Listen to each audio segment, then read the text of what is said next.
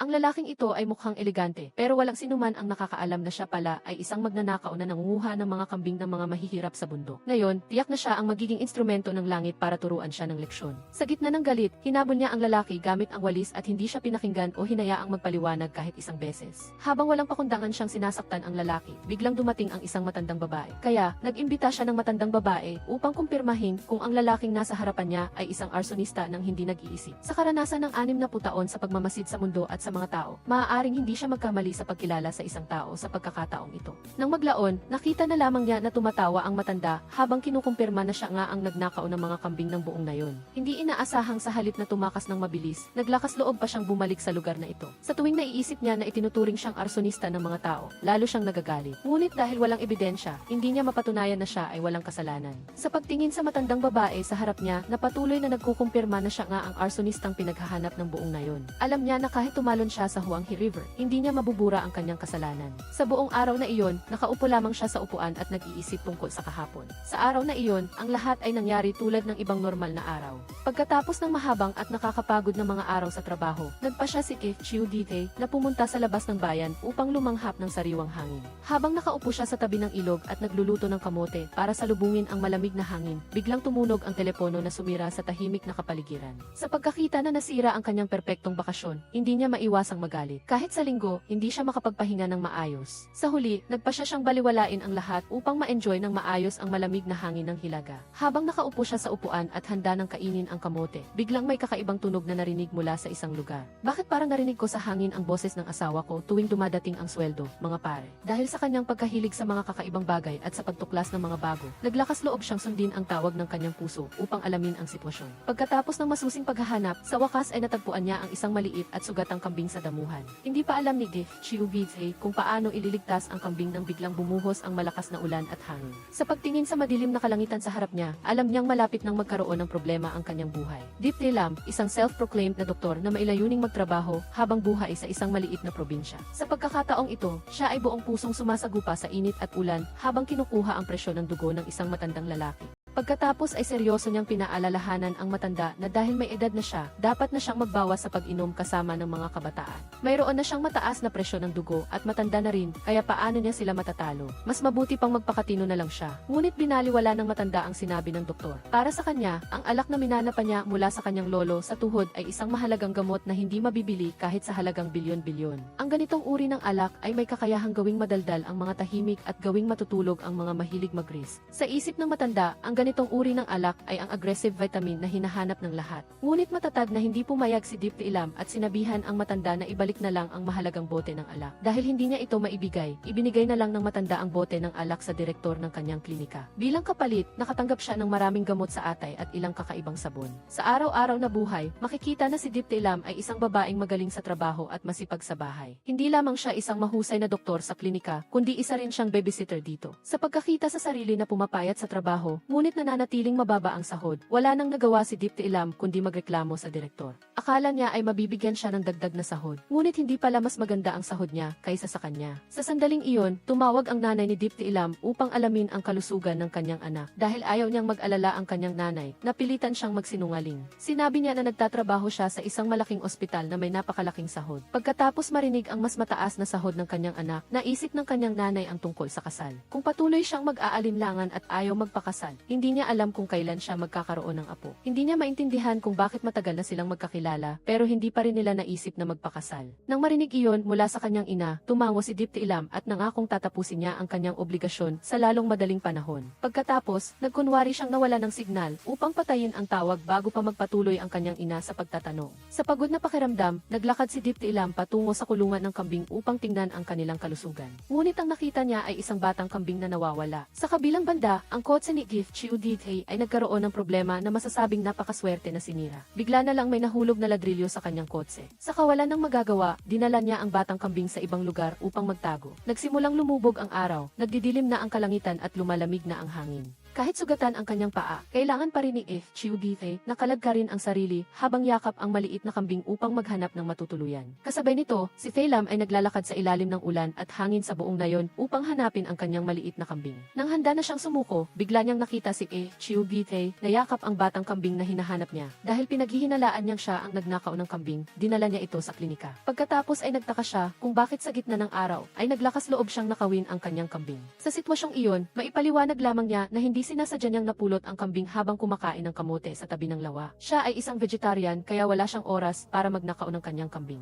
Habang nag-uusap sila, biglang sumakit ang sugat sa paa ni Chiu Di. Ang sakit ay tila nagpapahiwatig na kailangan niyang gamutin agad ang kanyang sugat. Sa pag-aalala sa kanyang sugat, dali-daling tumakbo si Fei Lam upang tawagin ang direktor. Ngunit sa lugar na ito na tila kinakain ng aso ang bato at kinakain ng manok ang graba, saan naman sila makakakuha ng dekalidad na kagamitang medikal? Wala na silang magawa kundi gamitin ng direktor ang kanyang ilang dekada ng karanasan sa medisina upang suriin siya. Sa pagtingin sa magulong sitwasyon sa harapan niya, lalo siyang nagduda sa kanyang buhay at sa kinabukasan ng kanyang mga paa. Noon, hindi niya alam na bukod sa mga problema niya sa buhay, meron pa siyang dinadalang pasanin. Ang ospital ay kulang na sa kagamitang medikal at bigla pa itong nawala ng kuryente. Gayunpaman, kahit na nawala ng kuryente, hindi nito mapigilan ang sigasig ng direktor. Akala niya ay kailangang pansamantalang huminto, ngunit sinindihan niya ang lampara ng langis upang ipagpatuloy ang pag-acupuncture sa lalaki. Tunay ngang ang matanda ay mas malakas pa at ang bote ay mas lalong naging maalat. Ilang turok lamang mula sa direktor, bumalik na sa normal ang mga kamay at paa ni Chiu Di. Tila bigla niyang napagtanto na nakalimutan niya ang kanyang pitaka at gi sa kotse. Kaya naman, nangako siyang babalik upang bayaran ang serbisyo ng doktor kung magkakaroon siya ng pagkakataon. Bago umalis, nangako si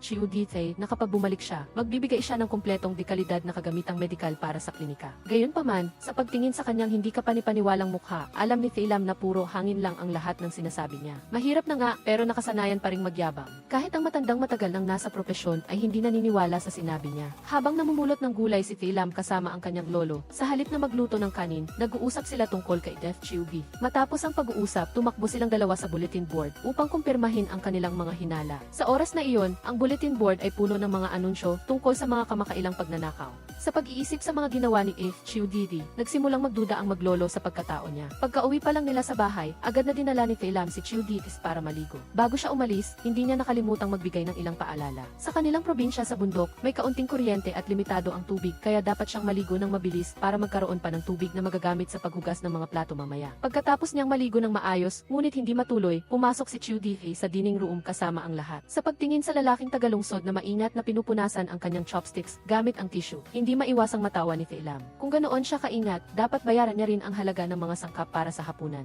Sa pag-iisip nito, medyo naiinis si Chiu Di kaya idineklara niya na babayaran niya ang bawat subo ng kanin. Bukod pa rito, mayabang siyang nagsabi na hindi pa siya napapako sa kanyang pangako. Dahil sa inis, nagsulat si Fei Lam ng isang promissory note at pinapirmahan ito upang patunayan. Dahil may nakasulat na, kampante na niyang inayos ang kwarto para sa kanya. Pagpasok sa kwarto na matagal nang walang nakatira, nagkunwari si Fei Lam na may daga sa ilalim ng upuan. Dahil sa takot niya sa mga hayop, tumalon agad si Chiu Di sa upuan. Ngunit pagkatapos niyang tingnan ng maigi, nalaman niya na niloloko lang siya. Sa pagtingin sa kanyang nakakainis na mukha, sinabi ni Fei Lam ang totoo.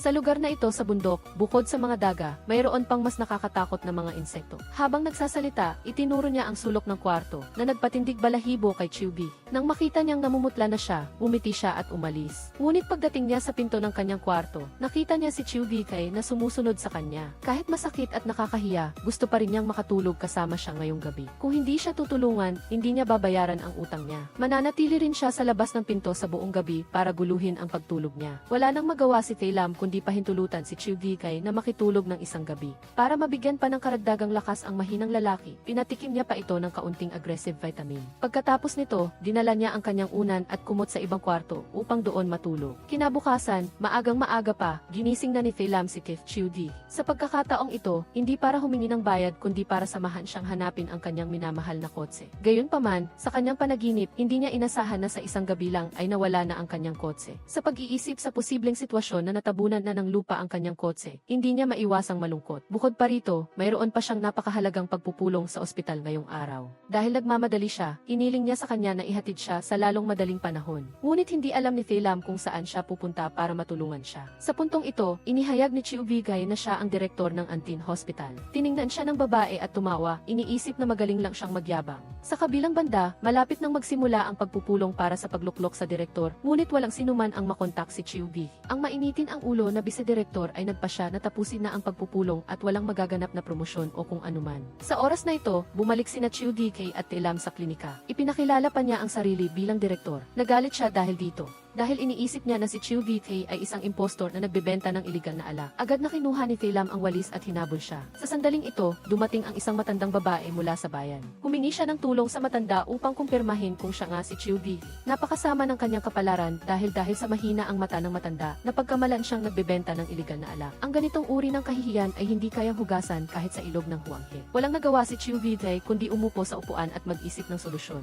Sa oras ng hapunan, ayaw siyang papasukin ni Telam. Sa pakiusap ng pinuno ng ahensya, lumapit siya sa kanya at sinabi na alam niya na hindi siya ang direktor dahil siya mismo ay isang pediatrician sa Antin Hospital. Sa kasalukuyan, siya ay nagboluntaryo dito. Pagkatapos, dinala niya ang promissory note para pirmahan ni Chiu V. Ang bawat pakete ng instant noodles ay may katumbas na isa zero box ang bayad. Nakasulat din sa notebook na madalas kinukuha ni Gien Him Hong ang pambili niya ng kape. Nakita ni Aze na walang ginagawa si Chiu V, kaya inutusan niya itong maging assistant ni Telam. Hindi niya alam na ang kanyang madaling trabaho na may mataas na sahod ay ang pagpapakain ng baboy at paglilinis ng dumi. Si Chiu Vide, na isang mayaman, ay hindi pa nakagawa ng mga ganitong gawain. Ngunit kung hindi niya ito gagawin, wala siyang makakain. Dahil sa kagutuman, tinanggap niya ang mga gawaing ito araw-araw. Pagdating ng gabi, hinanap niya si Telam, umaasa na makakatulog siya sa kwarto nito. Ngunit hindi siya pinayagan ni Telam. Wala na siyang magawa kundi humiga sa harap ng pinto ng kanyang kwarto. Narinig din ni Chiu Vide mula sa pinuno ng ahensya ang tungkol sa pagnanais ni Telam na bumalik sa ospital. Ngunit sa hindi inaasahang pagkakataon, hindi pumayag ang department head. Patuloy siyang nagmakaawa na makatulog sa kwarto nito. Kung gusto mong matulog sa kwarto ko, kailangan mong gawin ang ilang bagay para sa akin. Kinabukasan, pumunta si Telam para gisingin si Chiu Vide para magtrabaho. Ngunit hindi niya inaasahang natapos na niya ang lahat. Siya nga talaga ang isang family man. Sa hapunan, tinanong ni Chiu Vide ang sitwasyon ni Telam. Ano ang dahilan kung bakit hindi natutuwa si Hong sa kanya at hindi siya pinayagan na bumalik sa ospital? Naalala ni Telam ang nakaraan. Nakita niya ang mag-ina na ilang araw nang nakaupo sa upuan sa ospital. Nilapitan niya sila at kinausap. Lumalabas na may sakit sa puso ang bata, ngunit walang ospital na gustong tanggapin ang operasyon dahil delikado ito. Narinig niya na matagumpay na naoperahan ng bisedirektor na si Vin Ngai Ha ang isang mas mahirap na kaso, kaya pumunta siya roon upang humingi ng tulong. Nagmamadali siyang pumunta kay Vin Ngai Kao para humingi ng tulong sa kanya. Narinig niya na matagumpay na nakapag-opera si Vin Ngai Ha, kaya pumayag siyang tulungan siya. Dahil sa pangyayaring ito, pinagalitan si Telam ng department head dahil sa pagiging abala sa mga bagay na hindi naman niya responsibilidad. Sa huli, nabigo ang operasyon at walang himalang nangyari. Pagkatapos, siya ay inilipat sa Duyun Village. Pagbalik sa kasalukuyan, pinatayo ni Telam si Chiu Difi sa harap ng kamera at nangakong hindi na siya magbebenta ng iligal na alak sa mga tao. Kung hindi, dadalhin niya ang video na ito sa pulisya. Sa gabi, palihim na pumunta si Telam sa bodega upang kumuha ng alak at nakita niya si Chiu Bife na naglilinis doon. Sinabi niya na ang alak ay personal na ginawa ni ATN at gusto niyang subukan niya ito. Nagduda si Chiu Bife nang makita niyang bigla siyang naging mabait. Gusto mo bang gawin akong accomplice upang hindi ako magsumbong sa ATN? Hindi itinanggi ni Telam ang tanong na ito. Nagbuhos siya ng alak para kay Chiu Bife. Pagkatapos uminom, tinanong niya siya, sigurado akong madalas kang pumupunta dito para uminom ng palihim, tama. Hindi ako madalas pumunta dito maliban na lang kung malungkot ako. Hula ni Chiu Bigay na siguro dahil ito sa hindi siya makabalik sa Antin Hospital. Pinayuhan niya si Telam na ibahagi ang kanyang problema sa kanya upang gumaan ang kanyang loob. Naisip niya na baka hindi na sila magkita muli pag alis niya, kaya sinabi niya ang lahat sa kanya. Sa simula, si Telam mismo ang nag-volunteer na pumunta sa Duyun Village. Ngunit hindi niya inaasahan na bago siya umalis, nagkasala siya kay Hong. Dahil doon, hindi siya tinatawag ng EC Department para bumalik. Kahit na makabuluhan ang pagbubuluntaryo, hindi siya pwedeng manatili dito habang buhay. Naramdaman ni Telam na hindi siya maswerte. Ang makapasok sa Antin Hospital ay isang biyayang galing sa langit. Nang makita ni Chiu Bigay na pesimistiko siya, inaliw niya ito. Sinabi niya na tiyak na makakabalik siya sa Antin Hospital upang magtrabaho. Tinanong niya kung bakit hindi siya humingi ng paglilipat kung palaging binibigyan siya ng problema ni Hong. Sinabi niya sa kanya na napakabuti ng Antin Hospital. Kung magtatrabaho siya ng masipag doon, sa loob ng 3 taon, makakahiram na siya ng pera upang makabili ng sarili niyang bahay. Dahil doon, kailangan niyang manatili sa Antin Hospital. Pagkatapos ay nalasing si Chiu Vivi, kaya dinala siya ni Telam sa kanyang kwarto. Sa sandaling iyon, tumawag ang kanyang ina upang sabihin sa kanya na pupunta siya sa puntod ng kanyang ama. Tinanong ulit ng kanyang ina kung mayroon na ba siyang boyfriend. Determinado siyang makita ang litrato ng lalaki. Nagdahilan siyang magkarmuna at nangakong ipapadala sa kanya pagkatapos, sa kanya pinatayan ang tawag. Kaya, naglakas loob siyang kumuha ng litrato kasama si Chiu Diki at ipinadala sa kanyang ina. Biglang lumingon si Chiu Diki kay Thailam na ikinagulat niya at dali-dali siyang nagpaliwanag. Ngunit dahil hindi pa siya gising, bumagsak siya sa kanya. Hindi siya pinansin ni Thailam at nagpadala ng text message sa kanyang ina. Pinuri niya si Chiu Vite at sinabing bagay sila ng kanyang anak. Kinabukasan, huli na siyang gumising kaya nag-iwan na lang ang mga tao ng pagkain para sa kanya. Hindi pa man niya nasisimulang kumain, nakatanggap siya ng tawag sa telepono, kaya umalis siya kaagad. Nang bumalik si Thailam at nalaman niyang umalis siya ang hindi nagpaalam, nalungkot siya ng kaunti. Samantala, bumalik na si Chiu Vite sa kanyang marangyang pamumuhay. Pagkatapos, nagpalit siya ng bagong damit at papunta na sa ospital. Hiniling niya sa kanyang assistant na si Kiisi Dide na ayusin ang pulong sa mga senior executives sa lalong madaling panahon. Kasabay nito, ipinag-utos niya na imbestigahan ang background ni Deep Thailam. Pagdating ni Chiu Dide sa ospital, nakilala niya si Hong at binati niya ito. Sa harapan, magalang si Hong sa direktor, ngunit sa likod, tinawag niya siyang isang bata lang. Pagkatapos, lumapit si Vinyai Ha kay Chiu Dide at binigyan siya ng isang kahon ng tsaa. Sinabi niya na ang assistant ng dating direktor ay nag-maternity leave kaya nag-ayos siya na pumili ng isa pang matalino para sa kanya. Narinig din niya na si Chiu Vite ay bumili ng ultrasound machine at mga gamot sa ilalim ng kanyang pangalan. Hindi niya alam kung para saan ang mga ito. Sinabi ni Chiu Vite na gusto niya lang mag-donate sa klinika sa bundok. Alam ng vice-director na gusto niyang mag-charity kaya nangako siyang tutulungan siyang makipag-usap para sa pinakamagandang presyo. Di nagtagal, dumating na ang delivery truck sa Duyon Village. Dito na nalaman ng lahat na mali ang kanilang iniisip kay Chiu Vite, lalo na si Thailam. Labis siyang nagsisisi sa kanyang mga naunang hinala. Pagkatapos nito, ibinalik ng ospital si Thailam na ikinatuwa niya. Ibinigay ni Assistant Lin ang file ni Ishilan para kay Zhaoxi. Tinanong niya muli ang assistant kung bakit napaka-warm ni Vice President Gao sa simula. Sinabi ni Assistant Lin na si Vice President Gao ay na-promote mula sa Administrative Manager, habang si Vice President Su ay isang napakahusay na profesional. Mas sikat siya, mas binantaan niya si Vice President Gao. Napagtanto ni Zhaoxi na si Shilan ay ginagamit ng iba at hindi niya alam. Naawa siya sa kanya. Narinig din niya na sinasabi ng assistant na may rumor na nag-request si Shilan na mag-transfer dahil sa kanyang lihim na pagmamahal kay AGT Huiming sa pediatrics na hindi sinuklian. Kaya, pumunta siya sa pediatrics department upang tingnan ang sitwasyon. Nakita niya ang isang tao na eksaktong kapareho ng nasa larawan sa silid ni Shilan. Dumaan muna siya upang panoorin kung paano sinuri ng lalaki ang isang bata. Pagkatapos, umalis na rin siya. Ngayong hapon, kailangan nang lumipat ni Thailam sa Antin Hospital, kaya nagluto siya ng masasarap na pagkain para sa lahat. Ito na siguro ang huling hapunan para magpaalam sa lahat. Mahinahong sinabihan ni Ave si Thailam na pigilan ang kanyang ugali at huwag na siyang makipag-away sa kanyang superiors. Nang hilahin niya ang kanyang maleta para umalis, nagpaalam siya sa kanila ng mailungkot. Ang dalawang tao sa harap ni Thailam ay walang ipinapakita, ngunit sa loob, ayaw nila siyang iwan. Sa kabilang banda, si Chiu Vite ay nananaginip tungkol kay Thailam. Nagising siya ng gulat, samantala, nang bumalik siya, masayang sinalubong siya ng kanyang matalik na kaibigan. Pagkatapos ay nag-hotpot silang dalawa upang ipagdiwang ang pagbabalik ni Thailam. Gusto ni Giai na magkwento pa siya tungkol sa impostor upang mapatunayan na siya ay isang mayaman. Ngunit hindi talaga siya pumayag na magkwento. Ngayon ang unang araw niya sa trabaho pagkatapos ng 6 na buwan sa Duyon Village. Lubos na excited si Thailam na isuot ang kanyang puting coat at ang kanyang Antin Hospital. Pagkatapos nito, inimbitahan siya sa opisina ng bagong direktor. Habang naglalakad, naalala niya noong sinabi ni F. Chiu Dite na siya ang direktor. Ngunit malinaw na wala pa ring update sa website ng ospital. Habang naglalakad, kinakabahan siya kung nagkamali ba siya o hindi. Pagkabukas niya ng pinto, nakita niya si Kiisi Dide at nakahinga siya ng maluwag dahil akala niya ay ang direktor ang nasa loob. Tinanong siya ni Kiisi Dide, binunyag mo ba ang impostor sa Duyon Village? Pagkatapos niyang tumango, sinabi niya ito kay F. Chiu Dite na nakatayo sa likod niya. Lumingon si Thailam at nagulat siya. Nahihiya at naguguluhan siya habang kaharap si Kif Chiu Di. Nagbuhos siya ng tsaa sa jade na kambing na naglalarawan ng sitwasyon noong pinagtatrabaho siya ni Thailam bilang tagapag-alaga ng kambing at janitor sa Duyon Village. Agad na tumayo si Thailam at humingi ng tawad sa kanya. Sinabi niya na ang lahat ng nangyari sa Duyon Village ay dahil sa kanyang pagkilos na nagdulot sa kanya ng paghihirap. Hindi siya sinisisi ni Def Chiu Di. Binalik niya rin ang halagang inutang niya sa kanya. Habang tinatanggap ni Thailam ang pera, nanginginig siya. Dali-dali siyang tumayo at ipinaliwanag na biro lang ang lahat. Ang isang gentleman ay dapat tumupad sa kanyang salita. Gusto mo ba akong maging taong hindi tumutupad sa aking salita? Hindi lang siya pinilit ni Chiu Dite na tanggapin ang pera. Sinabihan pa siya nitong bilangin kung may kulang. Sa kabuuan, mayroong 89,400.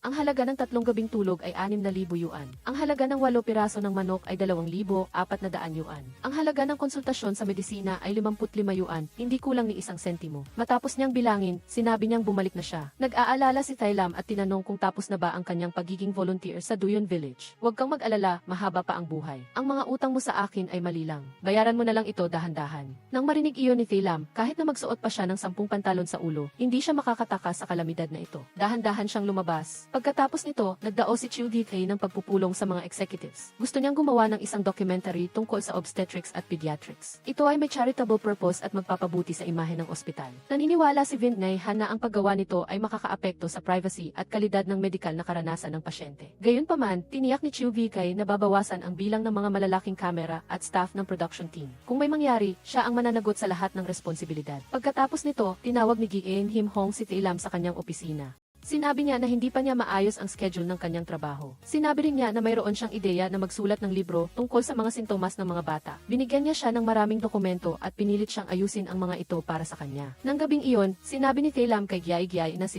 Chiu Dee-tae ay ang tunay na direktor. Mayroon pang isang malaking bagay na hindi pa niya alam. Kung hindi, tiyak na magiging miserable siya. Iyon ay ang pagkuha niya ng litrato ni Chiu Dee-tae at ipinadala sa kanyang ina na sinasabing siya ang kanyang boyfriend. Tinanong ni Thailam ang kanyang kaibigan kung dapat ba niyang sabihin sa kanya ang tungkol dito. Ano man ang mangyari, mas mabuti pang matapos na ang problema sa isang pagkakataon. Pinayuhan siya ni Giai na mas mabuti pang iwasan niya muna ang bagong direktor. Kapag sinubukan kong iwasan ang pakikipag-usap sa kanya, walang magaganap na alitan o sigalo. Naramdaman ni Thailam na tama ang sinabi ng kaibigan niya, kaya susundin niya ito. Kinabukasan, tumawag ang tatay niya at tinanong kung maayos ba ang trabaho niya bilang direktor. Hindi masyadong maayos, pero kaya ko. Pagkatapos, tinanong siya ng tatay niya kung bakit hindi siya pumunta sa seremonya ng pagluklok. Sinabi ni Chiu Dee-tae na ipapaliwanag niya ito sa kanya mamaya. Pumunta si Thailam sa ospital, nakita niya ang direktor sa elevator, kaya sinadya niyang maghintay hanggang makaalis ito bago siya pumindot sa ibang elevator. Napakasama ng kanyang kapalaran dahil nakasalubong pa rin niya si Chiu Dee. Sinabi niya, "Huwag mong subukang iwasan ako para lang makatakas sa utang mo." Sinabi ni Chiu Dee sa kanya na nagbukas siya ng isang email.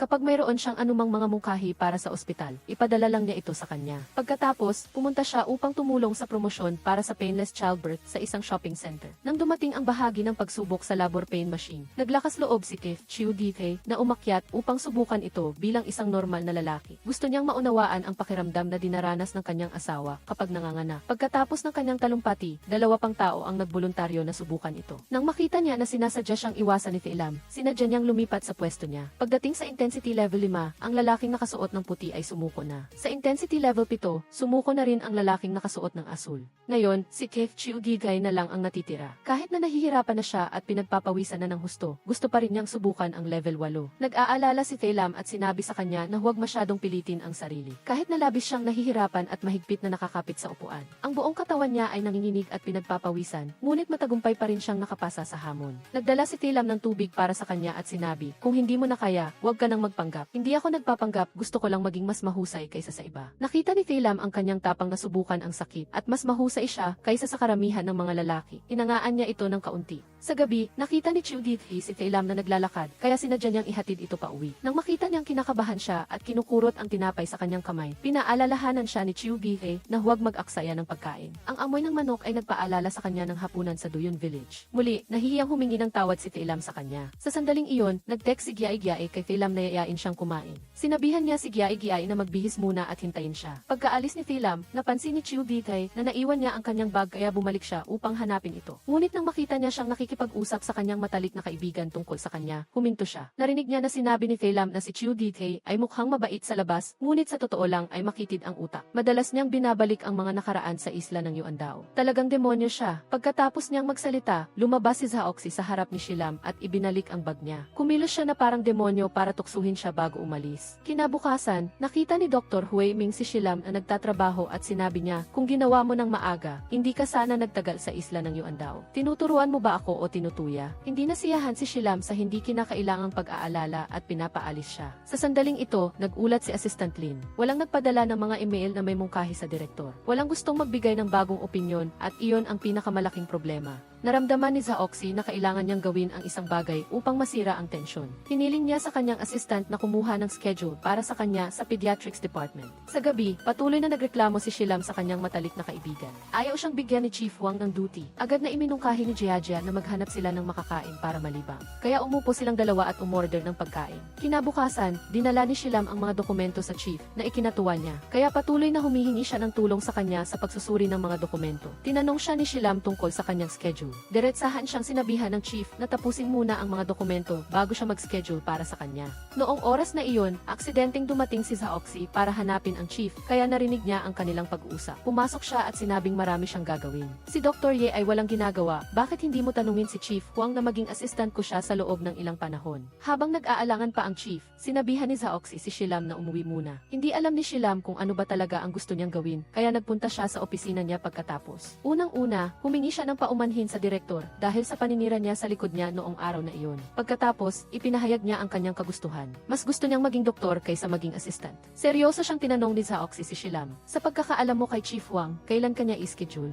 Sinabi ni Shilam na hindi niya alam, pero alam niya na dahil sa kawalan niya ng kumpiyansa. Noong nasa isla ng Yuandao, mukha siyang masaya at masigla. Ngunit nang bumalik siya rito, lagi siyang malungkot. Gusto ni Zaoxy na tulungan siya, kaya siya nag-alok na maging temporaryong assistant niya. Sinabi ni Zaoxy na pag-isipan muna ni Shilam at sumagot siya sa kanya sa ibang araw. Pagkatapos, tinawagan siya ng kanyang nanay. Mayroon siyang kaibigan na si Tita Zhang. Alam niya na si Shilam ay isang pediatrician, kaya gusto niyang tanungin siya ng ilang katanungan. Pagkatapos, bumalik siya sa kanyang silid at nakita niya ang lahat na nagpapasa-pasa ng mga dokumento na ibinigay ng chief. Narinig nila na magiging assistant siya ng direktor, kaya nila ginawa iyon. Kahit na hindi pa pumapayag si Shilam, kumalat na ang chismis sa buong departamento. Nang makita niya ang kanyang mga kasamahan na nagsisimula na sa kanilang shift, habang wala siyang ginagawa, nalungkot siya. Nagpasya siyang bumato ng barya para malaman kung dapat ba siyang pumayag o hindi. Samantala, nagsabi si Chief Huang na gusto ng direktor na gawing assistant ng Deputy Director Tsu ang isang doktor. Nalaman din niya na inaalam ni Assistant Lin ang nakaraan ni na Deputy Director Tsu at Deputy Director Gao. Si Shilam ay ibinalik sa ospital sa personal na pagpirma ni Director Lu. Sabi niya, kung gusto ni Zaoxy na mag-imbestiga, hayaan lang siya. Ayaw niyang makialam sa mga bagay na hindi naman sa kanya.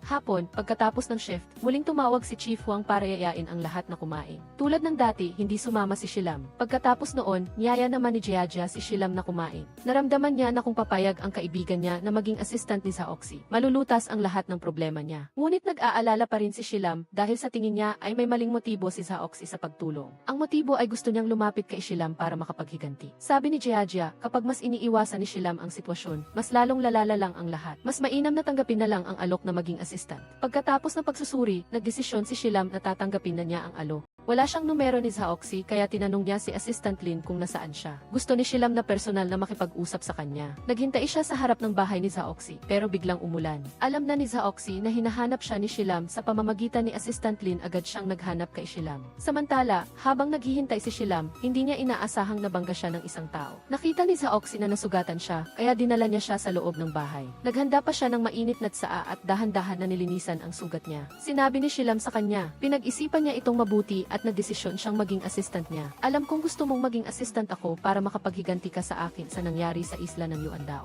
Nang marinig iyon ni Zaoxy, bigla siyang natigilan. Hindi niya inaasahan na ganoon ang pagtingin ni Shilam sa kanya, na siya ay may makitid na pag-iisip. Tinanong niya siya ulit, bakit ang bilis mong mag-isip, wala pang isang araw? Sinabi ni Shilam na dahil iyon sa pagsusuri ng kanyang matalik na kaibigan, na sa tingin niya ay napakamakatwiran. Mas gumaan din ang loob niya pagkatapos niyang sabihin ito. Higit pa rito, hindi na siya natatakot kay Zaoxy tulad ng dati. Masaya silang nagkamayan upang magsimula sa kanilang pagtutulungan. Kinabukasan, pumunta siya sa ospital upang mag-usap kay Assistant Lin tungkol sa kanyang bagong trabaho. Habang naghihintay siya sa direktor, pumasok siya sa opisina nito at nagsimulang maglinis ng lahat. Pagkatapos dumating ni Zaoxy, nagsimulang ipaliwanag ni Secretary Lin ang susunod na trabaho niya. Ang trabaho mo ay alagaan ang pagkain at inumin ng direktor. Isaulo ang lahat ng numero ng telepono at impormasyon ng mga importanteng kliyente. Habang abala si Shilam sa pagtatrabaho, biglang lumitaw si Zaoxy kaya nagulat siya. Sadya siyang kumilos na parehong-pareho sa ginawa ni Shilam sa isla ng Yuandao, gamit ang dalawang kamay para sadyain si Shilam. Pagkatapos, binigyan niya siya ng isang kahon ng fruit tea at umalis. Nang magtimpla si Shilam ng kape para kay Zaoxy, sinabihan niya siya na gamitin ang kanyang itim na tasa sa hinaharap dahil ang puti ay para sa mga bisita. Sinabi pa niya na kailangan makipag-ugnayan ni Shilam sa maraming importanteng kliyente ng ospital sa hinaharap. Kailangan niyang maging sigurado bago siya magtrabaho upang maiwasan ang mga hindi kinakailangang panganib. Sa gabi, tinawagan ni Jiajia si Shilam. Kung may anumang kakaiba sa kanyang pang-araw-araw na trabaho kasama ang dapat niyang sabihin sa kanya. Dahil si Jiajia ay nagsusulat ng isang web novel. Naramdaman ni Shilam na hindi si Zaoxy tulad ng mga tsiyi sa romance novels na madalas niyang nakikita. Minsan, alam niya ring aliwin at tulungan ang kanyang mga nasasakupan. Siya ay isang taong medyo friendly at mabait. Sinabi niya na susubukan niyang maging magaling para makabalik siya sa pediatrics department sa lalong madaling panahon. Samantala, may appointment si Assistant Lin kay Deputy Director Gao.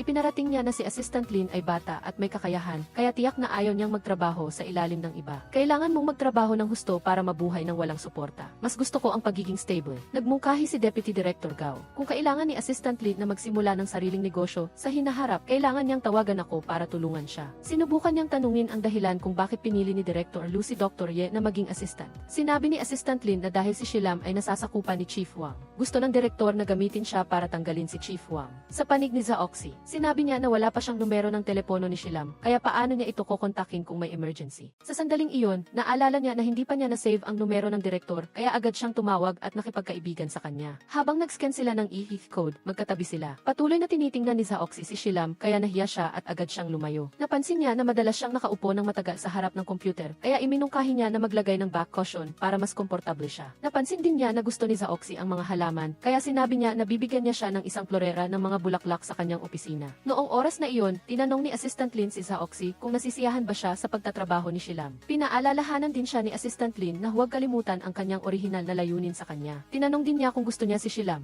Huwag mong abusuhin ang panunukso at pagbibiro sa kanya at mahulog sa kanya tulad ng sa mga web novel. Pagkatapos, niyaya muli ni Zaoxy si Shilam na kumain para ipagdiwang ang kanyang pagkuha sa posisyon. Nakita ni Shilam na masyadong mahal ang presyo, kaya gusto niyang bayaran si Zaoxy, pero pinilit niya na magbayad siya gamit ang cash. Nang maghanda siyang mag-withdraw ng pera, mabilis niyang hinawakan ang braso niya at sinabing nagbibiro lang siya. Sinabi pa niya na si Shilam ay talagang tanga. Habang masaya siya, bigla niyang naalala ang paalala ni Assistant Lin, kaya nakaramdam siya ng takot. Natatakot siyang magkaroon ng damdamin para kay Shilam. Pagkatapos, tinanong niya kung alam ba niya ang dahilan kung bakit siya ang napili na maging assistant. Dahil ikaw ay isang matapat, mabait, at mapagmahal sa katarungan na tao. Natuwa si Shilam na pinuri siya. Dali-dali siyang nagpaliwanag na pinahahalagahan lang niya si Shilam. Hindi niya sinasadyang takutin siya o magbiro tulad ng isang grade schooler. Ang ibig mong sabihin, hindi ka isang grade schooler na manok na nang aasar sa akin dahil gusto mo ako, di ba? Hindi inaasahan ni Zaoxy na alam din ni Shilam ang term na iyon. Pagkatapos, sinabi niya na gusto niyang tulungan siya ni Shilam mula sa pananaw ng isang empleyado na magbigay ng mga ideya upang makagawa ng mas magandang ospital. Nagsimula siyang magbunyag tungkol kay Chief Wang na isang mapang-api na tao. Madalas siyang mambuli sa kanyang mga nasasakupan pero walang sinuman ang naglalakas loob na harapin siya. Nang ihatid niya si Shilam pauwi, hindi niya pa rin nakalimutan ang kanyang naunang pangako. Ang isang pakete ng noodles ay babayaran niya ng isa 0 kahon, kaya binigay niya sa kanya ang 2 maleta na puno ng noodles. Ang utang sa isla ng Yuan daw ay bayad na. Masaya silang nagkamayan at nagkasundo. Sinabi niya sa kanyang matalik na kaibigan na wala na siyang pagdududa na maghihiganti sa kanya si Zaoxy. Higit pa rito, ipinaliwanag niya na hindi niya ginagawa iyon dahil gusto niya siya. Sa tingin ni Jiajia, hindi ba iyon nangangahulugan na kinakabahan siya dahil bigla siyang nagpaliwanag. Sinabi naman ni Shilam na napakagaling ni Zaoxy, kaya malamang na hindi siya magkakagusto sa kanya. Kinabukasan, hiniling ni Zaoxy kay Shilam na pumunta kay Chief Wang upang hiramin ang librong inilathala niya para sa kanya. Naguluhan ng Chief kung bakit gustong basahin ng isang taong walang alam sa medisina ang kanyang libro. Pagkatapos noon, pumunta ang Chief para hanapin ang direktor. Agad siyang nagtanong ng diretsyo. Dahil ba sa sarili niyang interes, pinilit ni Chief Wang ang mga doktor na tulungan siyang mag-compile ng mga libro. Nagpanggap na inosente si Chief Wang at sinabing kusang loob na tumulong ang ibang mga doktor sa kanya. Sinadya niya ring tanungin si Shilam, kusang loob ka rin ba noong una? Nang makita ni Zaoxy na nahihirapan si Shilam, sinabi niya, siya mismo ang nagreklamo tungkol dito noon na nagpadama kay Shilam ng takot na maging kaaway ang Chief.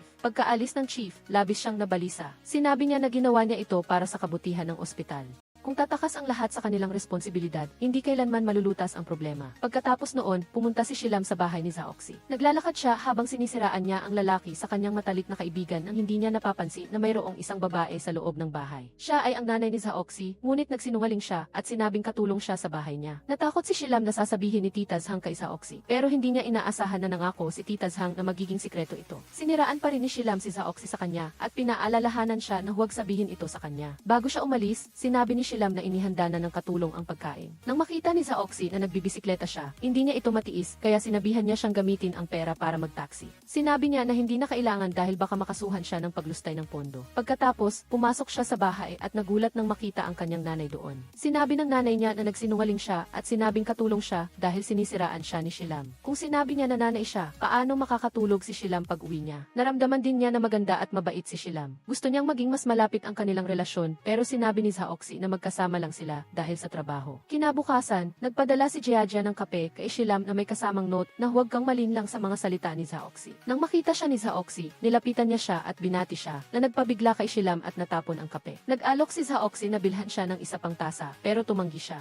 Galit ka pa rin ba sa akin dahil sa nangyari kahapon? Hindi. Pagkatapos, bigla niyang hiniling kay Shilam na bilhan siya ng isa pang tasa ng kape. Pagkatapos, iniulat ni Assistant Lin na binawi na ni Chief Huang ang lahat ng mga dokumento. Ngunit ito ay babala lamang kung gusto mong harapin siya. Kailangan mo ng mas matibay na dahilan. Sa sandaling ito, dinala ni Shilam ang kape sa kanya. Alam niyang ginawa ito ni Zaoxy para makabawi sa kanya, kaya umorder siya ng isa pa para sa sarili niya. Nang makita ito ni Assistant Lin, napansin niya na galit si Shilam sa direktor dahil sa paninira sa kanya kay Chief Huang. Ipinaliwanag ni Zaoxy na ginawa lang niya iyon para sa kanyang kapakanan. Kasabay nito, pinaalalahanan ni Chief Huang si Deputy Director Xu na mag-ingat kay Zaoxy. Ang taong ito ay hindi simple. Pumunta siya rito para maging direktor para lang pagandahin ang kanyang resume. Sa huli, aalis siya at iiwanan si Deputy Director Xu para maglinis ng gulo. Sinabi pa niya, ang manugang ni shareholders Hang ay gustong manganak sa ospital. Pagkatapos, may binulong siyang plano kay Deputy Director Xu. Sa sandaling ito, niyaya ni Zaoxy si Shilam na kumain, pero tumanggi siya. Kung yayayain mo ako, hindi ka magiging kuripot, di ba? Nang marinig ito ni Shilam, wala siyang ibang magawa kundi sumama sa kanya para kumain. Sinabi ni Zaoxy na ang pagtulong niya sa kanya kay Chief Huang ay para sa kanyang kapakanan. Gusto ko talagang maging kaibigan mo. Pero naramdaman niya na masyadong perpekto si Zaoxy, kaya hindi siya naglakas loob na tawagin siyang kaibigan. Sabi ni Zaoxy, kung hindi mo ako ituturing na kaibigan, at kung magiging masungit ka sa akin, parang binubuli mo ako. Sinabi niya na dapat lang siyang ituring na kaibigan niya. Sa sandaling iyon, napagkamala ng isang babae si Shilam na kasintahan ni Zaoxy at bumili siya ng mga bulaklak. Pero sinabi niya na hindi siya iyon. Tamang-tama, nakita nila ang magkasintahan na sina Dr. Jiang. Nang makita niya ang magkasintahan na bumibili ng bulaklak para sa kanilang kasintahan, agad niyang binili ang lahat ng bulaklak. Binigay niya ang lahat ng bulaklak kay Shilam. Nagulat siya sa ginawa nito. Sa daan pa uwi, ikinuwento niya na noong nasa kolehiyo pa siya, nagbebenta rin siya ng bulaklak para kumita ng pera. Kailangan niyang matuto kung paano magsalita ng matamis para mas mabilis siyang makapagbenta. Hindi inasahan ni Zaoxy na kaya ring magsalita ng matamis ang babaeng ito. Nang malapit na sila sa ospital, hinubad ni Shilam ang kanyang jacket at tinakpan ang mga bulaklak dahil natatakot siyang magkaroon ng maling pagkaunawa. Pagkatapos noon, nakipagkita si Huiming kay Shilam. Tinanong niya kung nililigawan ba siya ng direktor. Siyempre hindi, wala siyang kinalaman sa iyo. May mabuting hangarin si Huiming na paalalahanan si Shilam na huwag siyang magpapalinlang sa direktor at hindi niya dapat hayaan na gamitin siya nito nang hindi niya alam. Pumunta lang siya rito para pagandahin ang kanyang resume. Aalis din siya pagkatapos, kaya pinayuhan niya siya na huwag sumama sa panig ni Zaoxy at maging kaaway si Chief Huang. Umuwi siya at pinag-isipan ang sinabi ni Huiming at naramdaman niya na may punto siya. Baka ang mga ginawa ni Zaoxy ay pakikisama lamang. Kinabukasan, tumawag ang kanyang nanay para ipaalam sa kanya. Pupunta siya sa lungsod kasama ang kanilang kamag-anak para sa pagpapagamot. Pagkatapos ng kanilang schedule, bibisitahin niya siya. Sa sandaling ito, ang AC client ng ospital na si Amy Kui ay nakipagkita kay Zaoxy. Sinabi niya na ang kanyang pagkatao ay espesyal pero ang ospital ay magtatayo ng film set sa maternity department kaya gusto niyang makita ang kanilang plano para sa paggawa ng pelikula. Siya ay isang celebrity pero hindi siya nakilala ni Zaoxy. Hindi siya nasiyahan doon. Dali-dali siyang nag-text at humingi ng tulong kay Shilam. Hiniling ni Amy Kui sa ospital na huwag mag-film dahil ang kanyang kasal at pagbubuntis ay hindi pa publiko. Sinabi ni Zaoxy na susubukan niyang ayusin iyon. Sa sandaling iyon, dinala ni Shilam ang tubig. Nang malaman niya ang pagkatao ni Amy Kui, tuwang-tuwa siya. Sinabi ni Shilam na isang die-hard fan siya ni Amy Kui. Dahil dito, gumaan ang pakiramdam ni Amy Kui. Pagkatapos na umalis ng bisita, nagtaka si Zaoxy at tinanong siya kung die-hard fan niya ba talaga siya. Sinabi niya na hindi. Nang basahin ko ang impormasyon ng kliyente, inalam ko lang siya ng kaunti. Pagkatapos noon, sinabi ni Assistant Lin na ang biglaang pagdating ni Amy Kui ay tiyak na may nagpapahirap kay Zaoxy. Sabi niya, ayos lang. Hindi ko naman gusto ang posisyon ng direktor. Ituloy lang ang lahat ayon sa plano. Nasaksihan ni Shilam ang lahat at naalala ang sinabi ni Huiming noon. Kasabay nito, tumawag ang receptionist at sinabi na hinahanap siya ng nanay ni Shilam. Nasa lobby siya at nakilala niya si Chief Huang, kaya binigyan niya siya ng walnut at humingi siya ng tulong para kay Shilam. Hiniling ni Shilam kay Zaoxy na maagang matapos sa trabaho at sumama sa kanya sa elevator. Sa sandaling ito, naalala ni Shilam ang larawan na kinunan niya noon at sinabing kasintahan niya si Zaoxy. Labis siyang kinabahan at nagdasal na hindi siya makita ng kanyang nanay. Buti na lang, pumunta ang nanay niya sa banyo, kaya hindi niya nakilala si Zaoxy. Pagkatapos, umuwi silang mag-ina. Sa sasakyan, tinanong ng nanay niya kung nasaan ang kasintahan ni Shilam. Agad siyang nagsinungaling at sinabing nasa business trip siya. Sa gabi, aksidenteng nakita ng kanyang nanay ang maraming instant noodles sa bahay ni Shilam. Nag-aalala siyang nagtanong, okay ka lang ba sa buhay mo ngayon? Bakit ang dami mong binili na noodles? Dali-dali siyang nagpaliwanag na regalo lang ang mga iyon. Balak ng nanay niya na maghanap ng part-time job para matulungan si Shilam na makabili ng bahay at mabawasan ang kanyang pasanin. Sinabi ni Shilam na huwag na siyang mag-alala, kaya niyang alagaan ang sarili niya. Sinabi ni Hui Ming sa kanya na ipinamahagi ng chief ang natitirang walnuts sa lahat. Sadya niyang ginawa iyon para makabawi. Pinayuhan niya siya na humingi ng paumanhin sa chief kinabukasan. Kinabukasan, muling niyaya ni Zaoxy si Shilam na mag-launch, pero sinabi niya na mayroon siyang date sa kanyang matalik na kaibigan. Natatakot siyang hindi na maging direktor si Zaoxy sa hinaharap at kailangan siyang bumalik sa pediatrics department. Gusto ni Shilam na magtanong ng opinyon kay Jiajia kung ano ang dapat niyang gawin. Sinabi ni Jiajia na humingi na lang siya ng paumanhin kay Chief Huang at huwag niyang isipin ang iniisip ng iba. Lahat ay nagtatrabaho para mabuhay. Kasabay nito, nag-organisa si Chief Huang ng party kasama ang kanyang mga nasasakupan. Gaya ng dati, pinilit niya ang lahat na gawin ang gusto niya. Ginamit niya ang kanyang kapangyarihan para apihin sila nang hindi niya alam na ang lahat ay kinukunan ng video. Ang video ay live-streamed sa telepono ni Zaoxy. Nakita niya na dumating doon si Shilam. Natakot siya na baka insultuhin ni Chief Huang si Shilam kapag nalasing siya, kaya agad siyang pumunta doon. Sa katunayan, hindi tumitigil si Chief Huang sa pag-insulto kay Shilam. Sinubukan pa rin niyang magtiis at humingi ng paumanhin sa kanya. Ang gusto ni Huangbo ay humingi ka ng paumanhin ng may kaunting sinseridad. Tumayo si Shilam at pinilit ang sarili na uminom ng 3 baso ng alak. Sa sandaling ito, pumasok si Zaoxy at kinuha ang baso ng alak at binasag ito. Sinigawan niya rin si Chief Huang na sinasadya niyang apihin ang kanyang nasasakupan. Akala ng chief na sadya itong ginawa ni Shilam para bitagin siya. Sinubukan niyang magpaliwanag, ngunit kinumpirma ni Zaoxy na totoo iyon. Dahil dito, labis siyang nahirapan kaya dali-dali siyang umalis. Agad siyang sinundan ni Zaoxy. Patuloy niyang tinawag ang pangalan ni Shilam pero hindi pa rin siya tumitigil. Tumakbo siya sa harap niya at tinanong siya, ginawa mo ba iyon para lang mapanatili ang iyong dangal o talagang gusto mong humingi ng paumanhin kay Huangbo? Alam mo ba na nilalapastangan mo ang iyong sarili? Maaari mo akong hamakin o isipin kung anuman ang gusto mo. Naramdaman ni Zaoxy na ang taong nasa harap niya ay hindi ang taong nakilala niya. Hindi ka ba ang dating taong laging matuwid at nagmamahal sa katarungan? Sabi niya, ang Shilam na kilala mo ay sa sarili mo lang. Hindi ako tulad mo na may suporta sa pamilya, ipinanganak na may gintong kutsara sa bibig, at pwedeng gawin ang kahit anong gusto mo. Isa lang akong ordinaryong tao na kailangang magtrabaho ng husto para mabuhay, kaya kailangan ko talaga ang trabahong ito. Maaari mong hindi kailangan ang posisyon ng direktor, pero kailangan ko talaga ang trabahong ito. Pagkatapos niyang magsalita, umalis siya pero pinigilan siya ni Zaoxy. Huwag ka nang mag-alala o maging malungkot, dahil nangako siyang magiging responsable siya sa buhay niya. Nakaramdam ng kapayapaan si Shilam nang marinig ang mga salitang iyon. Pagkatapos, hinatid niya siya pauwi. Inayos pa ni Shilam ang sugat sa paa ni Zaoxy. Habang nag-uusap silang dalawa, aksidenteng nakita sila ng kanyang nanay. Nag-usap si Shilam na tulungan siyang linlangin ang kanyang nanay. Naintindihan ni Zaoxy ang ibig sabihin niya, kaya nagpanggap siyang kasintahan ni Shilam at binati ang nanay niya. Pagkatapos, naghanap siya ng dahilan para umalis muna. Nangako pa siyang makikipag-dinner sa kanya sa weekend. Tinawagan siya ni Shilam para ipaliwanag ang lahat, pero gusto ni Zaoxy na magkita sila kinabukasan para mag-usap ng personal. Sa gabing iyon, naalala ni Shilam ang mga salita ni Zaoxy at hindi siya makatulog.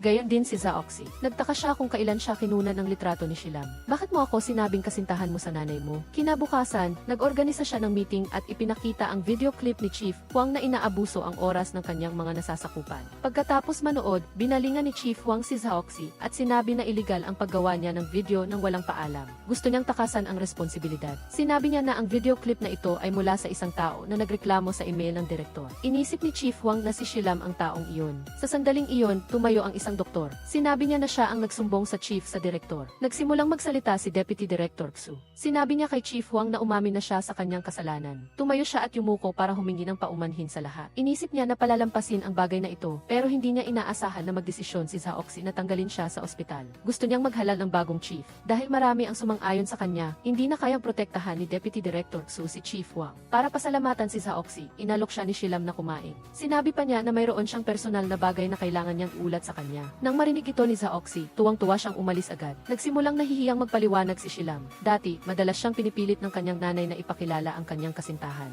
Natakot siya na baka magduda ang kanyang nanay kapag patuloy siyang nagsisinungaling, kaya kinunan niya ng litrato si Zaoxy at ipinadala sa nanay niya. Hiniling niya na ipadala sa kanya ang litrato. Pagkatapos, tinanong niya siya, bakit sa tingin mo ako ay isang iligal na nagbebenta ng alak para kunan mo ng litrato at ipadala sa nanay mo? Agad na sinabi ni Shilam na may kagaanan. Dahil napakagwapo mo at kapag umiinom ka, namumula ang mukha mo na napakagwapo. Tuwang-tuwa si Zaoxy nang purihin siya. Sinamantala niya ang pagkakataon na hilingin sa kanya na makasama ang kanyang nanay para sa hapunan sa weekend, pero tumanggi si Zaoxy. Zaoxy. Sa daan pa uwi, patuloy niyang pinilit si Zaoxy pero ayaw pa rin niya. Sinabi niya, kung matapat kang kaibigan, tutulungan mo ako, kung hindi, puro lang iyan hangin. Hindi ba sinabi mong magiging responsable ka para sa akin? Ipinaliwanag ni Zaoxy na ang sinabi niya noon ay tungkol lang sa trabaho. Hindi kasama doon ang pag-aayos sa kanyang mga problema sa relasyon. Biglang pumasok si Shilam sa isang tindahan at binilhan siya ng isang dilaw na rosas. Ito ay sumisimbolo sa kanyang paghingi ng paumanhin. Pumayag si Zaoxy na tulungan siya, ngunit may isang kondisyon. Ibinigay niya ang rosas kay Shilam at sinabi na pirmahan niya ang utang niya mamaya. Pagkatapos, pinilit niya si Shilam na aminin sa harap ng kamera na humiling siya sa kanya na magpanggap na kasintahan niya at susundin niya ang mga kahilingan ni Zaoxy nang walang kondisyon. Sa gabi, ikinuwento niya ito sa kanyang matalik na kaibigan.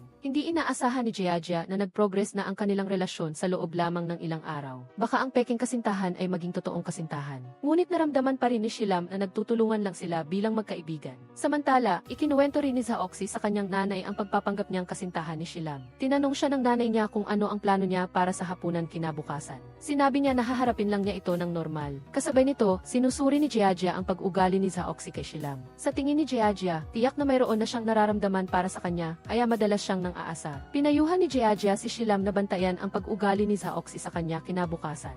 Pagkatapos noon, nag-text siya kay Zaoxy at nakipagkita sa kanya ng mas maaga kinabukasan para mag-usap. Umaasa siyang hindi maganda ang magiging pagganap niya para magkaroon ng masamang impresyon ang nanay niya sa kanya dahil mas magiging madali para sa kanila ang maghiwalay. Agad na nagbigay si Shilam ng plano sa kanya. Sinabi niya na magsuot siya ng magulo o magpanggap na maging 30 minuto na huli. Kapag umorder, dapat siyang umorder ng mga pagkain na hindi niya gusto, tulad ng stir-fried bitter melon na may itlog, dahil mag-iisip ang nanay niya na wala siyang pakialam sa kanyang kasintahan. Upang mas madali silang mag-coordinate, humingi si Zaoxy ng kaunting impormasyon tungkol sa pamilya ni Shilam. Sinabi niya na matagal nang pumanaw ang kanyang tatay at pagkatapos ay nagpakasal ang kanyang nanay kay Tioxy. Nagkaroon ang kanyang nanay ng isang nakababatang kapatid na lalaki na malapit ng mag-high school. Sinabi niya na sapat na ang alam niya. Sa sandaling ito, nagsimulang gawin ni Zaoxy ang mga kahilingan ni Shilam. Sinadya niyang magbihis ng magulo at magpraktis sa harap ng salamin pero hindi ito gumana. Naalala niya na dati ay lihim na gusto ni Shilam si Hui Ming. Sinabi pa niya sa kanyang nanay na isang doktor ang kasintahan niya. Naramdaman ni Zaoxy na siya ay isang kapalit lamang, kaya nalungkot siya. Kaya nagpa siya si Zaoxy na magbihis ng maayos at sumakay sa isang mamahaling kotse para sunduin ang mag-ina. Maingat pa siyang nagbukas ng pinto para sa nanay at kay Shilam. Nagulat si Shilam nang makita niyang hindi siya sumusunod sa plano. Nang makarating sila sa restaurant, nag-text si Shilam sa kanya at pinaalalahanan siyang sundin ang orihinal na plano. Ngunit hindi pa rin siya pinansin ni Zaoxy at ginawa ang gusto niya. Iniiwasan niyang tawagin ang mga pagkain na hindi gusto ni Shilam. Sinadya pa niyang umorder ng taro na gusto ng nanay niya. Dahil dito, natuwa ang nanay niya. Muling nag-text si Shilam sa kanya at sinabing huwag na siyang magbiro. Naalala niya ang sinabi niya sa kanya kaninang umaga. Pagkatapos kumain, dapat niyang sabihin sa nanay niya na mayroon siyang date kasama ang kanyang mga kaibigan at matutulog siya ng mahaba kinabukasan. Ngunit ginawa ni Zaoxy ang kabaliktaran. Sinabi niya na dadalhin niya ang kanyang nanay sa parke. Bago magbayad, tinawag niya si Shilam na baby sa harap ng kanyang nanay. Sinabi ng nanay niya sa kanya na nagustuhan niya si Zaoxy. Kailangan magkasama kayong dalawa. Humingi siya ng paumanhin para pumunta sa banyo para makausap si Zaoxy. Sinabi niya na sa bandang huli ay sasabihin niya sa nanay niya na maghihiwalay na sila kaya hindi niya pwedeng sirain ang kanyang imahe. Pagkatapos, naglakad silang tatlo sa parke. Nang nasa banyo ang nanay niya, sinabi ni Shilam kay Zaoxy, "Kung magaling ka magpanggap, tiyak na hindi papayag ang nanay ko na makipaghiwalay ako sa iyo. Kaya kung ganun, kailangan ko ng tuloy-tuloy na pakikipagtulungan mo." Agad na pumayag si Zaoxy na ikinagulat ni Shilam. Agad niyang tinanong, "May gusto ka ba sa akin?" Nag-atubili siya sandali bago sumagot. "Kung sa pag-iisip mo ng ganoon ay mas magiging tiwala at maganda ka. Kung gayon, sige, isipin mo iyon." Sa sandaling iyon, bumalik ang nanay niya. Tinanong niya si Zaoxy kung bakit niya piniling maging doktor. Sumagot siya na dahil gusto niya talaga ang propesyon na ito. Ang panggagamot para makatulong sa mga tao ay talagang makabuluhan. Muling bumaling si Zaoxy kay Shilan at nagtanong, "Noong una, bakit pinili mo ang medisina?" Diretsahan niyang sinabi, "Pinili kong maging doktor dahil madali itong makahanap ng trabaho." Muling nagtanong si Zaoxy, kung hindi mo isasama ang paghahanap ng trabaho, mayroon ba si Shilan na pangarap? Hindi rin niya alam kung mayroon siyang pangarap o gusto. Nagtatrabaho lang siya para kumita ng pera. Naalala ng ina ni Shilan na noong bata pa siya, mahilig siyang magpinta. Ngunit sa kasamaang palad, minsan natapunan niya ng pintura ang damit ng ibang tao na nakasampay. Nalungkot siya ng husto at hindi niya ito masabi. Nang malaman ito ng kanyang ama, dinala siya nito sa may-ari ng damit. Sinabi ng ina niya na ang tuwid na ugali ni Shilan ay namana niya sa kanyang ama. Nang marinig niyang nabanggit ang kanyang ama, biglang nalungkot si Shilan. Nagdahilan siyang aalis kaya agad siyang sinundan ng lahat. Hiniram ng kanyang ina ang telepono ni Zaoxy at kinuhanan silang dalawa ng commemorative photo. Gusto ni Zaoxy na maging mas intimate si Shilan para magmukhang magkasintahan sila. Hindi siya nag-atubiling hawakan ang kamay nito. Lumapit pa siya sa balikat ni Zaoxy at nagpusing ng malapit. Sabi ng ina niya, magandang ganoon sila para makuhanan niya sila ng litrato. Sinabi niya na habang naglalakad, hawak kamay silang dalawa para makunan niya ng video. Bigla siyang huminto para sagutin ang tawag kaya nagulat silang dalawa at binitawan ang mga kamay nila. Biglang may lumipad na bola. Mabilis na hinila ni Zaoxy si Shilan papunta sa kanya at siya ang tinamaan ng bola sa ulo.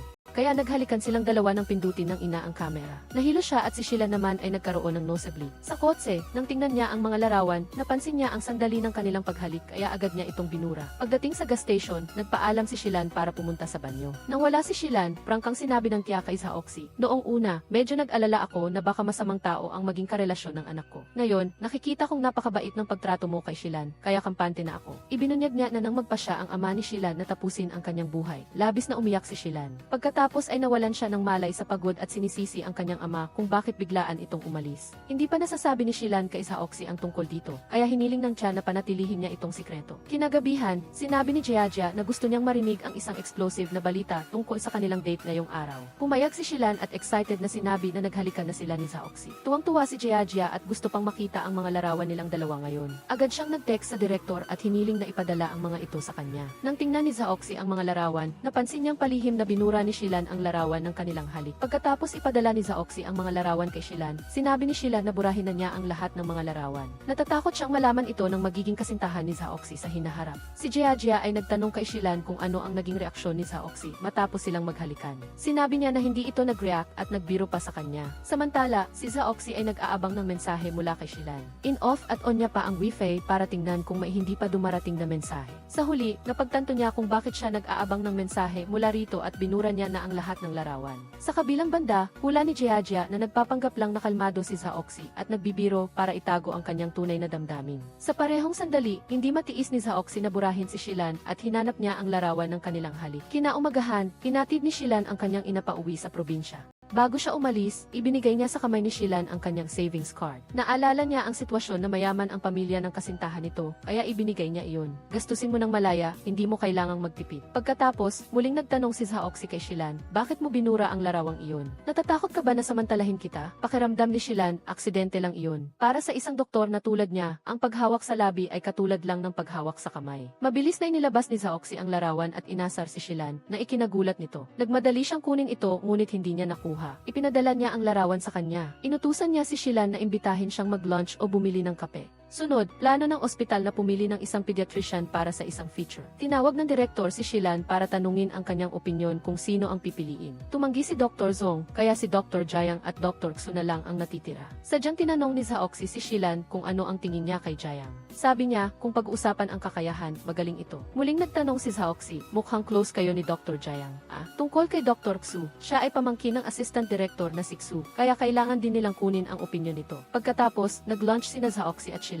Sinabi niya na sa loob ng kotse, nag-alala ang kanyang tiya na baka may makilala siyang masamang tao. Kaya napagpasyahan niyang tama ang desisyon niya na huwag sundin ang estratehiya ni Shilan. Iminungkahi niyang magpatuloy silang magpanggap na nagde-date para mas panatag ang loob ng tiya. Nag-post pa sila para sa mga larawan na ipinadala ni Shilan sa kanyang ina. Sadyang pinilit ni Zaoxy na magtanong tungkol kay Dr. Jiang. Ngunit hindi siya nasisiyahan sa mga sagot ni Shilan. Pagbalik nila, abala pa rin sila sa pagpaplano ng kanilang paghihiwalay at hindi napansin ang ama ni Zaoxy. Sinabihan niya si Shilan na lumabas muna para magtrabaho. Nalaman ng kanyang ama ang tungkol sa kanya at kay Shilan sa pamamagitan ng kanyang ina, kaya pinayuhan niya si Zaoxy na maging maingat sa kanyang relasyon. Pagkatapos ay sinabi ng kanyang ama na gusto niyang ayusin niya ang sitwasyon kay Gigi. Kung hindi, maaaring tipunin ni Chapter ang mga shareholders para iprotesta ang desisyon ni Zaoxy na mag-shoot ng documentary. Naniniwala ang ama na kaya niyang ayusin ang problemang ito. Ngunit mas gusto niya na ayusin ito ng maayos. Agad na nangako si Zaoxy sa kanya na susubukan niyang ayusin ito ng mabuti. Matapos ihatid ang kanyang ama, inanyayahan niyang lumabas si Shilan para maglakad-lakad. Naramdaman ni Shilan na ang kanyang ama ay hindi tulad ng mga malalaking kumpanya na nakikita niya sa Pakiramdam pakiramdam niya ay mas kalmado at mas madaling lapitan ito. Sinabi ni Zaoxy sa kanya na gusto talaga niyang tulungan ang kanyang ama sa pamamahala ng negosyo, ngunit hindi pa siya sapat na may kakayahan. Pagkatapos, hiniling niya kay Shilan na tulungan siyang makipagkita kay Gigi sa pamamagitan ng kanyang assistant. Nagulat si Shilan nang makita niyang ganoon kabilis siyang nakapagbigay ng solusyon. Akala niya ay ayaw na niyang maging direktor, kaya pumunta siya para humingi ng tawad kay Dian Huang. Nagulat si Zaoxy dahil alam niyang hindi siya nagtitiwala sa kanya noon. Sinabi niya na dapat masanay siyang tinutulungan ng iba para hindi siya makaramdam ng pag-iisa. Maya-maya, dumating si Jiajia at nagtanong kung gaano nakalayo ang relasyon nilang dalawa. Sinabi ba niya sa kanya ang tungkol sa kanyang ama? Pakiramdam ni Shilan, hindi pa sila ganoon ka-close. Minsan, pakiramdam niya ay may nararamdaman siya para kay Zaoxy. Ngunit napakalaki ng kanilang pagkakaiba sa katayuan, kaya labis siyang nag-aalala. Sinabi ni Jiajia na maghahanap siya ng psychological solution para sa kanya. Sa sandaling ito, kinuha ni Shilan ang isang larawan ng kanilang masayang pamilya na may 3 miyembro. Hindi niya maiwasang mamiss ang kanyang ama at hinaplos ang mukha nito sa larawan. Noong bata pa siya, minsan siyang sumama sa kanyang ama para bumili ng cake. Si Shilan ay isang responsable at humiling lang sa kanyang ama na bilhin ang pinakamaliit na isa para sa kanya. Nang una niya itong matikman sa bahay ng kanyang kaibigan na si Xiaomi, napakasarap nito. Ang pamilya ng kanyang kaibigan at maging ang mga magulang nito ay mga matagumpay na tao. Nangarap siyang maging katulad nila kapag lumaki na siya. Ngunit sinabi sa kanya ng kanyang ama na ang pinagmulan ng bawat tao ay magkakaiba at hindi maaaring gamitin ang tagumpay para husgahan ang isang tao. Dapat gamitin ang kabaitan at pagsisikap. Hindi mo kailangang makipagkompetensya sa sinuman, kundi sa iyong sarili. Kinabukasan, sinabi ni Shilan sa direktor na gusto ng assistant ni Gigi na ipadala muna niya ang proposal bago magpasya kung makikipagkita. Sinabi niya sa kanya na sabihan si Assistant Lin na ipadala muna ang proposal. Sa ngayon, ayusin ni Shilan ang mga reklamo sa email ng direktor. Pagkatapos, nagpasya si Zaoxy na si Dr. Zeng ang isali sa documentary sa halip na si Jiang Huiming. Nagtataka siyang nagtanong kay Assistant Lin, bakit hindi pa rin sumusuko si Shilan kahit may kasintahan na si Dr. Jiang. Sinabi ng assistant na hindi madaling bumitaw kapag nagmamahal ka. Ang pag-aalala niya kay Shilan ay sapat na para maging mas mabait siya sa kanya.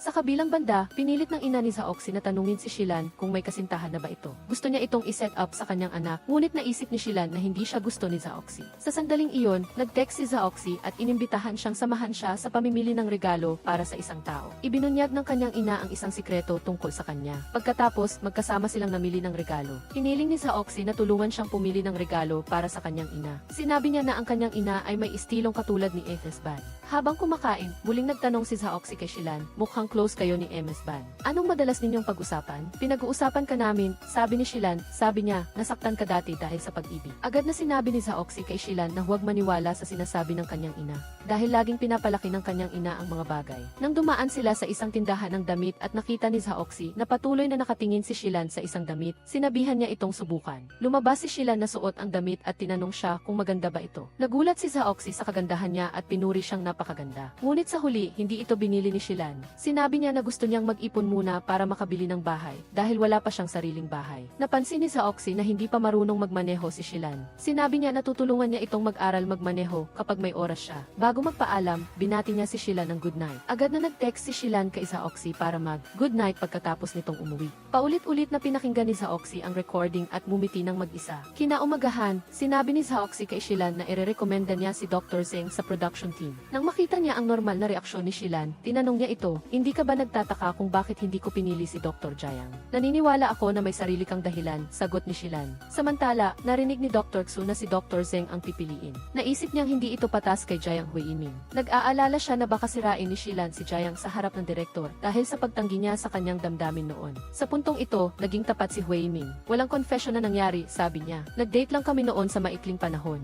Samantala, sa opisina ng direktor, ipinadala na ni Assistant Lin ang lahat ng proposal sa assistant ni MSG. Kasama na rito ang pagmumungkahi na lumipat ng ospital si ASG. Ngunit matigas pa rin siyang tumanggi. Nahulaan ni Zaoxy na may sarili ng desisyon si ASG at naghihintay lang siyang hulaan ito. Plinano niyang ipasama kay Shilan ang mga interview ni MSG sa nakalipas na 2 taon. Ngunit hindi niya inaasahan na handa na pala ang lahat ni Shilan. Sunod, kailangan ni Shilan na kunin ang regalo na in-order niya sa tindahan. Pagkatapos, biglang dumating si Qiao Yu, isang matandang kaibigan ni Zaoxy. Niyakap pa niya si Zaoxy sa harap ni Shilan na ikinagulat ni Shilan sa kanilang pagiging malapit. Hiniling pa ni Zaoxy na magtimpla siya ng 2 tasa ng kape. Ang isa ay ginawang oat milk para kay Qiao Yu. Pagkatapos, pumunta si Shilan sa tindahan para kunin ang kwintas. Tinawagan siya ni Zaoxy at sinabi na nakausap na ni Qiao Yu ang management company ni MSG. Susunduin na niya si Shilan ngayon. Sa bus stop, nakita niya ang isang bata na biglang nawala ng malay. Agad siyang tumakbo para bigyan ng first aid ang bata. Lumapit si Zaoxy at sinabayan si Shilan sa ilalim ng payong. Nakita niya ang kanyang seryosong seryosong mukha habang tinutulungan ang tao. Pagkaalis ng ambulansya, naalala ni Shilan ang alahas. Nag-aalala siyang tumakbo para hanapin ito, ngunit pinigilan siya ni Zaoxy. Sinabi niya sa kanya na pinulot at itinago na niya ito, kaya huwag na siyang mag-alala. Hindi nagtagal, tumigil na ang ulan at lumabas ang isang magandang bahaghari. Excited na kinuha ni Shilan ang kanyang telepono para kunan ito ng larawan. Nang makita ito ni Zaoxy, iminungkahi niyang itigil ang kotse para magkasama silang kumuha ng litrato. Napansin niya na magkaiba ang hitsura ni Shilan, ang masayahing babaeng kumukuha ng larawan at ang seryosong babaeng tumutulong sa tao kanina. Si Zaoxy pa ang kusa na kumuha ng litrato niya. Nang si Shilan naman ang kukuha ng litrato niya, nag-pose si Zaoxy sa isang nakakatawang paraan na ikinatuwa ni Shilan.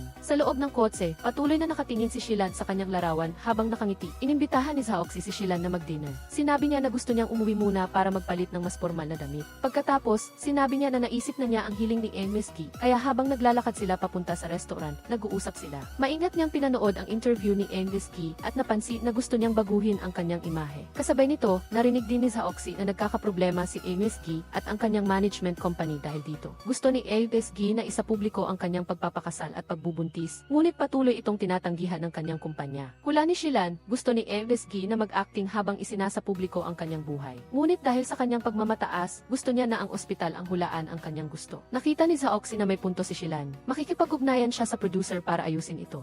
Habang kumakain, sinabi ni Shilan na nahulaan niya na si Qiaoyu ang dating kasintahan ni Zaoxy. Nagbiro si Zaoxy, sa tingin mo, dapat ba akong balikan si Qiaoyu? Maganda iyon, sagot ni Shilan. Mukhang masaya kayong magkasama. Ang sagot na ito ay ikinabigla ni Zaoxy. Sinabi niyang wala na siyang nararamdaman para kay Qiaoyu. Hindi tulad ni Shilan na hindi makalimutan si Jiang Huiming. Nang marinig niya iyon, nainis si Shilan. Hindi niya inaasahan na may tsismis sa ospital na nabigo siyang mag-confess kay Jiang Huiming, kaya siya tumakas papuntang Daoyuan Village. Ipinaliwanag niya na sila ni Dr. Jiang ay dating magkasintahan. Ngunit dahil sa hindi pagkakasundo at laging pag-aaway, naghiwalay sila. Hindi pa niya ito nasasabi sa kanyang ina, kaya nagpadala siya ng larawan ni Zaoxy sa kanyang ina. Nang malaman ni Zaoxy ang totoo na hindi pala gusto ni Shilan si Dr. Jiang, natuwa siya. Sa wakas, naalis na rin ang alalahanin sa puso ni Zaoxy. Pakiramdam niya ay napakaswerte niya na parang nakakita siya ng bahaghari. Kaya nang gabing iyon, umuwi si Zaoxy, nagpatugtog ng musika at sumayaw bilang selebrasyon. Naghahanda siya para sa isang bagong yugto sa kanilang relasyon ni Shilan.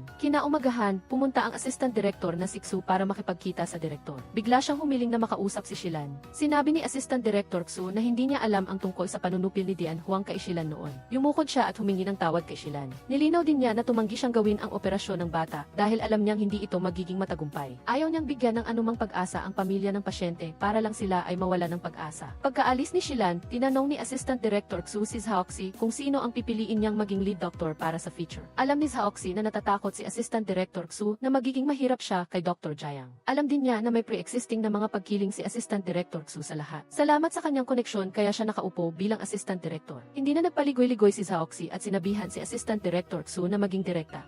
Sinabi niya na mayroon siyang dating pre-existing na mga pagkiling sa kanya, ngunit matapos niyang masaksihan ang pagsisikap ni Zaoxy na paunlarin ang ospital, nagbago ang kanyang pananaw sa kanya. Hinahangaan din ni Zaoxy ang etika ni Assistant Director Xu, kaya ayaw niyang makipag-away dito. Sasabihin niya sa kanya kung sino ang lead doctor para sa feature. Pagkatapos, magkasama silang kumain ni Shilan. Sinabi niya na sadyang hindi niya ibinunyag na si Dr. Jiang ang nasa feature para pumunta sa kanya si Assistant Director Xu. Sinabi ni Shilan na hindi niya kailangang gawin iyon dahil peke lang naman ang kanilang relasyon. Nagpanggap si Zaoxy na babalikan niya si Qiaoyu, ngunit sinuportahan siya ni Shilan. Labis siyang nadismaya. Nang gabing iyon, nag-open up siya kay Jiajia. Siya ay magmamadali para tapusin ang kanilang peking relasyon para makabalik si Zaoxy sa kanyang dating kasintahan. Hindi inaasahan ni Jiajia na maglalaro si Zaoxy ng on and off na relasyon sa kanya at gusto niyang bumalik sa kanyang ex. Tinanong niya si Shilan kung ano ang plano niya. Sinabi niya na magkakaroon siya ng angkop na distansya sa kanya bilang isang kaibigan. Samantala, labis na nag-aalala si Zaoxy na baka hindi talaga sila magkaibigan ni Shilan. Bakit laging sinasabi ni Shilan na gusto niyang maghanap ng ibang kasintahan at ina-arrange pa siya kay Qiaoyu. Si Shilan naman ay hindi rin makatulog dahil hindi niya makalimutan ang malapit na sandali ni Zaoxy sa kanyang ex. Sobrang nasasaktan siya sa tuwing naiisip niya na magkakabalikan sila. Kinaumagahan, bumili pa si Zaoxy ng cake para kay Shilan, ngunit naisip niya na ginagamit lang niya iyon para manahimik siya. Pagkatapos ay dinala niya ang florera sa opisina ni Zaoxy. Sinabi niya, dati ay lumampas ako sa aking mga limitasyon sa iyo. Ngunit simula ngayon, tatandaan ko na isa lang akong assistant. Kahit bumalik ako sa pediatric department, ito ituturing pa rin kitang aking boss. So, gusto mo pa ba akong magpanggap na boyfriend mo? Tanong niya. Sinabi ni Shilan na maghahanap siya ng tamang oras para sabihin ito sa kanyang ina. Tiniyak niya na hindi siya magiging hadlang sa relasyon nila ni Zaoxy at Qiaoyu. Nang makita ni Zaoxy na nilinaw niya ang kanilang relasyon sa ganoong paraan, nawala ang kanyang pagiging kalmado. Naisip niya na mas mabilis siyang makaalis sa kanyang papel kaysa sa isang artista sa pelikula.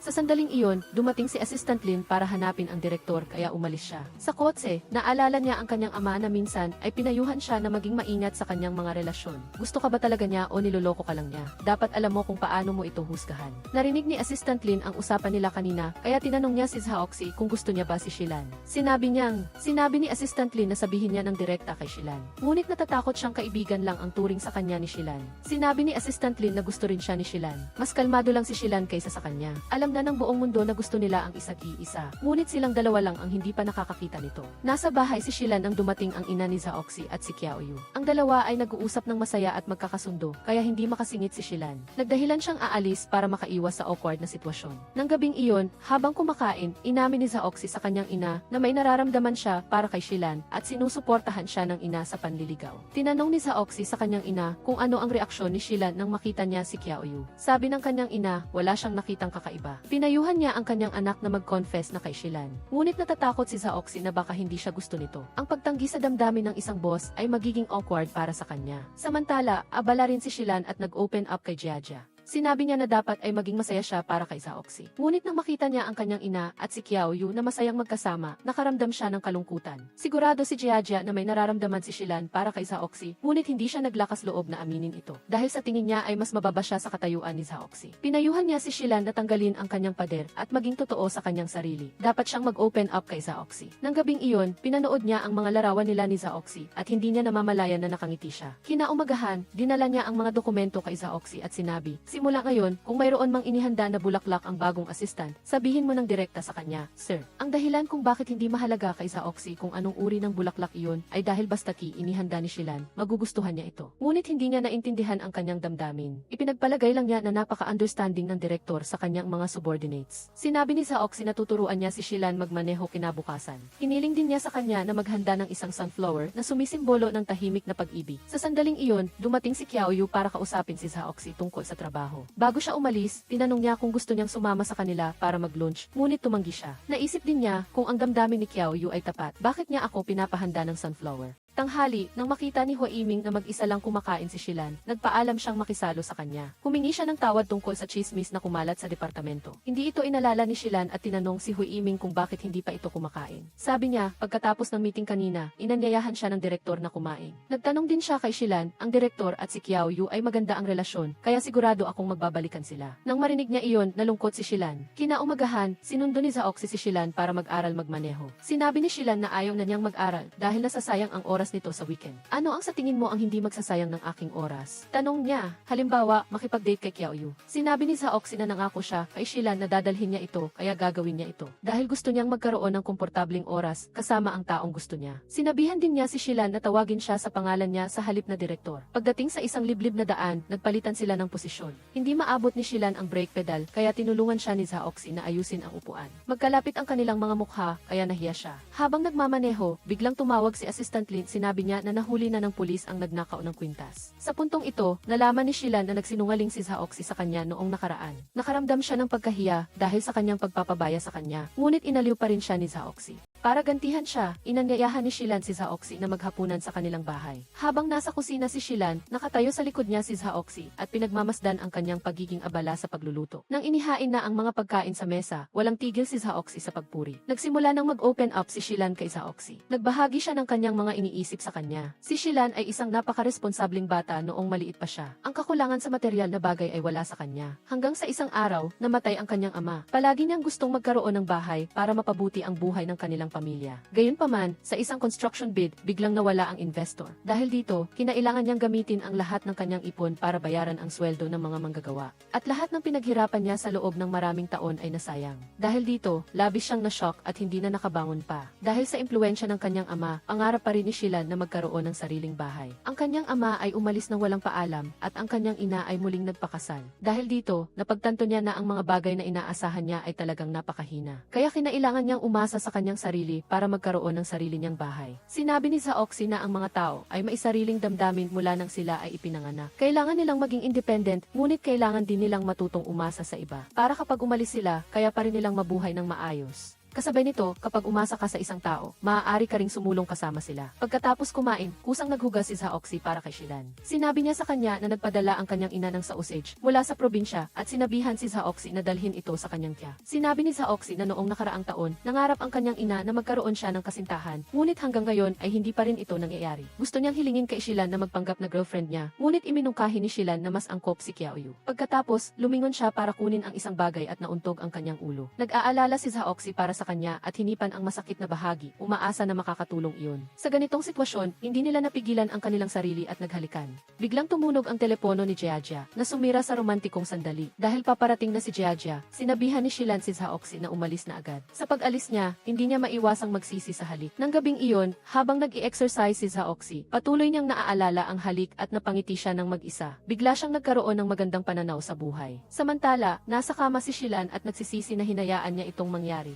Sinisisi niya ang alak sa kanyang ginawa. Paano ako haharap sa direktor bukas? Kinaumagahan, tinawagan ni Zaoxy si Secretary Lin para sunduin siya. Sinabi niya na hindi siya nakatulog buong gabi dahil sa pag-inom ng alak kay Shilan kagabi. Nagulat si Secretary Lin at nagtanong, nagmahal ka ba at nabasted? Sinabi ni Zaoxy na hindi. Lihim pa siyang natuwa dahil alam niyang may nararamdaman din si Shilan para sa kanya. Pagdating sa opisina, seryosong ipinaliwanag ni Shilan na lasing ako kagabi. Kalimutan mo na lang ang nangyari. Ngunit paano naman ito makakalimutan ni Zaoxy? Ayaw niya itong ituring na aksidente. Ngunit patuloy na sinasabi ni Shilan na dahil sa alak kaya nawalan siya ng kontrol. Nang makita ni Zaoxy na patuloy na tumatanggi si Shilan, sinunod na lang niya ang gusto nito. Kahit na sinabi ni Shilan ang mga salitang iyon, nasa isip niya pa rin ang nangyari kaya hindi siya makapag-focus sa trabaho. Pagkatapos, dumating si Qiaoyu para kausapin ang direktor. Inanunsyo niya na pumayag na ang kumpanya ni Gisiksing na mag-shoot. Tinatanong niya kung paano nahulaan ni Zaoxy ang ibig sabihin ni MSK. Sabi niya, mayroon akong isang master na tumulong sa akin, si Shilan. Nalaman ni Qiaoyu na gusto ni Zaoxy si Shilan. Dahil sa tuwing pinag-uusapan siya, ngumingiti siya. Biglang nagkaroon ng ideya si Zaoxy. Humingi siya ng tulong kay Qiaoyu para mag-acting sa harap ni Shilan. Pagkatapos, sinabihan niya si Qiaoyu na bilhin ang damit na nakita niya sa tindahan para sa birthday ng kanyang ina. Sinabi niya na mamaya, mag-swimming sila ni Qiaoyu at sinabihan si Shilan na dalhin ang damit doon. Naghintay siya sa tamang oras para dumating si Shilan at agad na tumalon sa pool. Sinabihan niya si Qiaoyu na maglaro ng splash sa harap ni Shilan. Nang makita niyang ganoon sila ka-close, inilagay niya ang damit sa upuan at umalis. Napansin ni Qiaoyu na hindi magandang ideya na gamitin ni Zaoxy ang paraang ito para selosin si Shilan. Ayaw niyang maging hadlang sa pagitan nilang dalawa. Nang gabing iyon, malungkot na nag-open up si Shilan sa kanyang matalik na kaibigan. Sigurado si Jiajia na gusto ni Zaoxy si Shilan. Ngunit dahil itinanggi ni Shilan ang halik, nasaktan si Zaoxy. Ngayon, malungkot at galit si Shilan dahil ibinigay ni Zaoxy sa iba ang damit na gusto niya. Naglaro pa siya sa harap niya kasama ang kanyang ex-girlfriend. Ngunit matapos siyang pakinggan ni Jiajia, naramdaman niya na sadyang ginagawa ito ni Zaoxy para magselos siya at aminin ang kanyang damdamin. Kinaumagahan, hindi pa rin pumapasok si Zaoxy kaya nalungkot siya. Bigla siyang tumawag at sinabi na mag-day off siya at hintayin siya sa bahay. Pagdating ni Shilan sa apartment, nakita niya si Zaoxy. Hiniling niya na magpanggap siyang girlfriend niya sa birthday ng kanyang ina dahil biglang may mahalagang lakad si Qiaoyu. Hindi siya pumayag at mariin siyang tumanggi. Inilabas ni Zaoxy ang huling trump card. Iyon ang video kung saan hiniling ni Shilan na magpanggap siyang boyfriend niya para lokohin ang kanyang ina at nangako siyang tutuparin pa rin ang isang hiling ni Zaoxy. Dahil dito, wala siyang ibang magawa kundi sundin ang hiling ni Zaoxy. Ibinigay niya kay Shilam ang damit para isuot niya sa party. Kinuha niya ang damit at naalaala ang sinabi ni Daidai noong isang gabi. Alam ni Zaoxy na gusto siya ni Shilam kaya sinadya niyang gawin iyon. Bukas, tiyak na gagamitin niya ang dahilan na hindi makakapunta ang kanyang girlfriend para hingin ang tulong ni Shilam. At ang lahat ay nangyari tulad ng sinabi ni Daidai. Nagbihis at nag-ayos si Shilam ng napakaganda at pumunta sila sa tindahan ng bulaklak. Bumili siya ng 3 bouquet at espesyal na binigyan si Shilam ng isa. Dinala nilang dalawa ang mga bulaklak at cake sa bahay at magkasamang inihanda ang party. Naalala ni Zaoxy na dati sanayon ng tauyuan. Si Shilam ang nag-aayos ng bulaklak at naghahanda ng lahat ng mag-isa. Ngayon, ang mga bulaklak sa kanyang opisina ay siya rin ang nag-aayos. Pakiramdam niya, parating puno ng kulay si Shilam na parang isang bulaklak. Ngunit para kay Shilam, hindi siya bulaklak kundi isang dahon. Kahit hindi siya kasing ningning ng bulaklak, palagi naman siyang matatag at malakas. Sinabi ni Zaoxy na kung talagang dahon si Shilam, sa kanyang mga mata ay hindi na siya makakakita pa pa ng iba pang bulaklak. Ang pag-flirt na ito ay labis na nagpasaya kay Shilam. Pagkatapos, dumating ang mga magulang ni Zhaoxi. Matapos ibigay ni Shilam ang kwintas ng binata sa kanyang ina, espesyal pa siyang naghanda ng sarili niyang regalo. Ito ay isang bote ng kunksiang na siya mismo ang nagtimpla. Labis na pinahalagahan ng ina ang regalo niya. Sa hapagkainan, labis na nasiyahan ang mga magulang ni Zhaoxi kay Shilam. Maging ang kanyang ama ay kumampi sa kanya. Kung may ginawang mali si Zhaoxi, huwag siyang mag-atubiling sabihin sa kanya. Pagkatapos, masaya silang nagdiwang ng kaarawan ng ina. Natapos ang party ng maayos. Pagkatapos ihatid ni Zhaoxi ang kanyang mga magulang at bumalik, tinanong siya ni Shilam kung ano ang tingin nila sa kanya. Sinabi ni Zhaoxi na labis silang nasiyahan. Sinabi ni Shilam na nabayaran na niya ang kanyang utang kay Zhaoxi at hiniling na ihatid siya. Sa kotse, umamin si Zhaoxi kay Shilam. Gusto kita at gusto kitang ligawan. Nag-atubili si Shilam at sinabing mayroon din siyang ilang bagay na gustong sabihin sa kanya. Nang marinig iyon, nagmamadaling naghanap ng paradahan si Zhaoxi upang maiwasan ang anumang panganib kung sakaling masyado siyang ma-excite mamaya. Narating nila ang tabi ng ilog. Sa romantikong gabi, buong lakas loob na sinabi ni Shilam, "Salamat sa pagmamahal mo sa akin. Gusto rin kita." Inamin niya na nang matanto niya ang kanyang damdamin kay Zhaoxi, labis siyang natakot. Natakot siyang hindi siya gusto ni Zhaoxi, o kaya ay gusto siya nito dahil naaawa lang ito sa kanya. Inamin ni Zhaoxi na nakikiramay siya kay Shilam, hindi dahil sa naaawa siya rito, kundi dahil gusto niya ito ng totoo. Ngunit naniniwala pa rin si Shilam na nang magpanggap silang magkasintahan, hindi sinasadya na nalito si Zhaoxi sa kanyang emosyon. Inamin ni Zhaoxi na matagal na siyang may gusto kay Shilam, ngunit hindi niya pa ito napagtatanto noon. Gusto niyang marinig ang boses niya, gusto niya ang bawat sandali na kasama siya, at makapag-share sa kanya. Akmang hahalikan na siya ng binata, ngunit hindi pa siya tapos magsalita. Pakiramdam niya, hindi siya mapalad noon pa kaya palagi siyang nag-iingat tuwing may pinagtutuunan siya ng pansin. Naunawaan ni Zhaoxi ang nararamdaman ni Shilam at tumakbo para bigyan siya ng isang baukwet. Ang baukwet ay sumisimbolo ng makulay na bahaghari. Nangako siyang sisikapin niyang mapasaya si Shilam. Lumapit si Shilam para halikan si Zhaoxi bilang sagot niya. Agad siyang ginantihan ng binata ng isang matamis na halik. Nang ihatid niya si Shilam pabalik, natatakot si Zhaoxi na baka sa susunod na araw, kapag nagkita sila, ay sasabihin ni Shilam na aksidente lang ang lahat. Hinalikan niya kaagad ang binata para tiyakin na hindi niya babawiin ang kanyang sinabi. Pagkatapos, masayang ibinalita ni Shilam sa kanyang sarili na matagumpay siyang umamin. Sa kwentong ito, si Dai-Dai ang may pinakamalaking ambag. Kinaumagahan, maagang naghanda si Shilam. Sinundo siya ni Zhaoxi papunta sa trabaho. Sinabi niya na dapat nilang ilihim ang kanilang relasyon para maiwasan ang mga chismis. Ngunit sa mga malalapit sa kanila, tulad ni na Assistant Lin at Qiao Yu, maaari nilang sabihin ang tungkol dito. Ang madalas na pagsundo ni Zhaoxi sa kanya papunta sa trabaho ay hindi dapat masyadong halata. Nagkaroon ang binata ng ideya na dahil si Shilam ang kanyang assistant, mas makatuwiran na siya ang magmaneho. Pagkatapos, inilagay niya sa kamay ni Shilam ang ilang piraso ng candy at sinabi sa kanyang subuan siya. Dahil may meeting si Zhaoxi sa tanghali, nag-schedule siya ng date kasama si Shilam sa gabi. Kaya sa gabi, magkahawak kamay silang naglakad sa mall at kumain.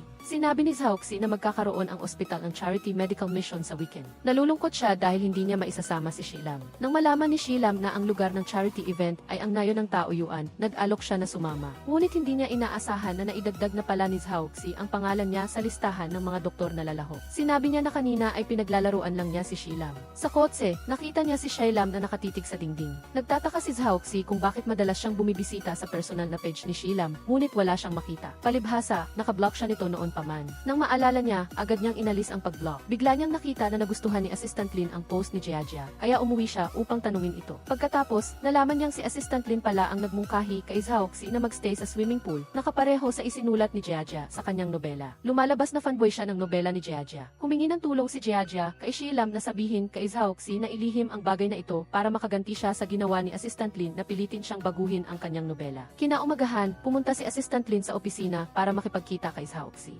Napansin niya ang pagbabago sa relasyon nila, kaya tinanong niya si Zhaoxi. Hindi niya inaasahang totoo nga na mag-on sila, kaya binati niya ito. Tungkol naman sa audit, gusto ni Zhaoxi na magpakalat si Assistant Lin ng maling impormasyon para lumabas ang mga tao sa likod nito. Sa gabi, nagkita sina Deputy Director Gao at Assistant Lin nagreklamo siya kung bakit mahirap ang audit ngayong taon. May kinalaman ba ito sa pagpapaganda ni Director Lu ng kanyang si? Nagdagdag pa si Assistant Lin ang bahagi ng business ng ospital ay palaging pinamamahalaan ni Deputy Director Gao. Kung ganoon kahigpit ang audit ngayong taon, hindi ba siya ang pinupuntirya nito? Kinabahan si Deputy Director Gao, ngunit nagpanggap pa rin siyang inosente. Hindi siya natatakot na imbestigahan ng audit team. Sa sandaling iyon, nagdala si Shelam ng 2 tasa ng kape sa ospital. Sa harap ng elevator, hindi sinasadya na nakasalubong niya si Deputy Director Gao. Tinanong siya nito kung siya ba ang nagmungkahi kay Director Lu tungkol sa charity event sa Nayo ng Taoyuan. Nang malaman niyang si Zhaok si mismo ang nag-isip ng ideyang iyon, nagsimula siyang mag-isip-isip. Sa tanghali, magkahawak kamay silang naglakad. Nag-aalala si Shelam na baka magsawa silang dalawa sa isa't isa kung araw-araw silang magkasama. Nagmungkahi siyang bigyan nila ng surprise ang isa't isa. Agad siyang sinaway ni Zhaok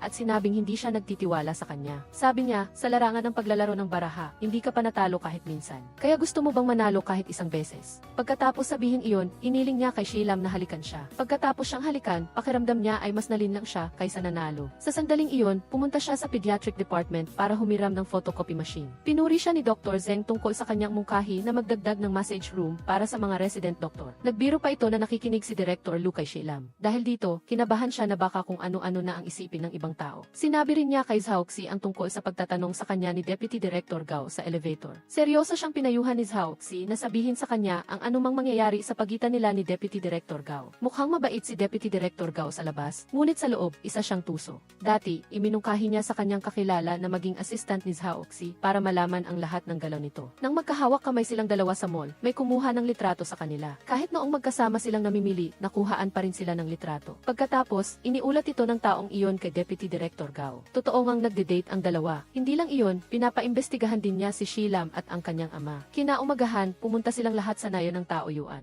Dahil alam ni Qiao Yu na nag-volunteer si Shelam doon dati, tinanong niya ito tungkol sa mga pasyente doon. Masiglang ikinuwento ni Shelam ang tungkol sa kanila. Sa klinika, naglalaro ng chess sina Department Head at Deputy Department Head tulad ng dati at naghihintay kay Shelam. May isang volunteer doctor dito na nagngangalang si Xiao Su. Napakasayahin at aktibo niyang tao at gusto siya ng Department Head. Sa kotse, biglang naglaho ang masayang atmosphere dahil sa isang biro ni Zhaok.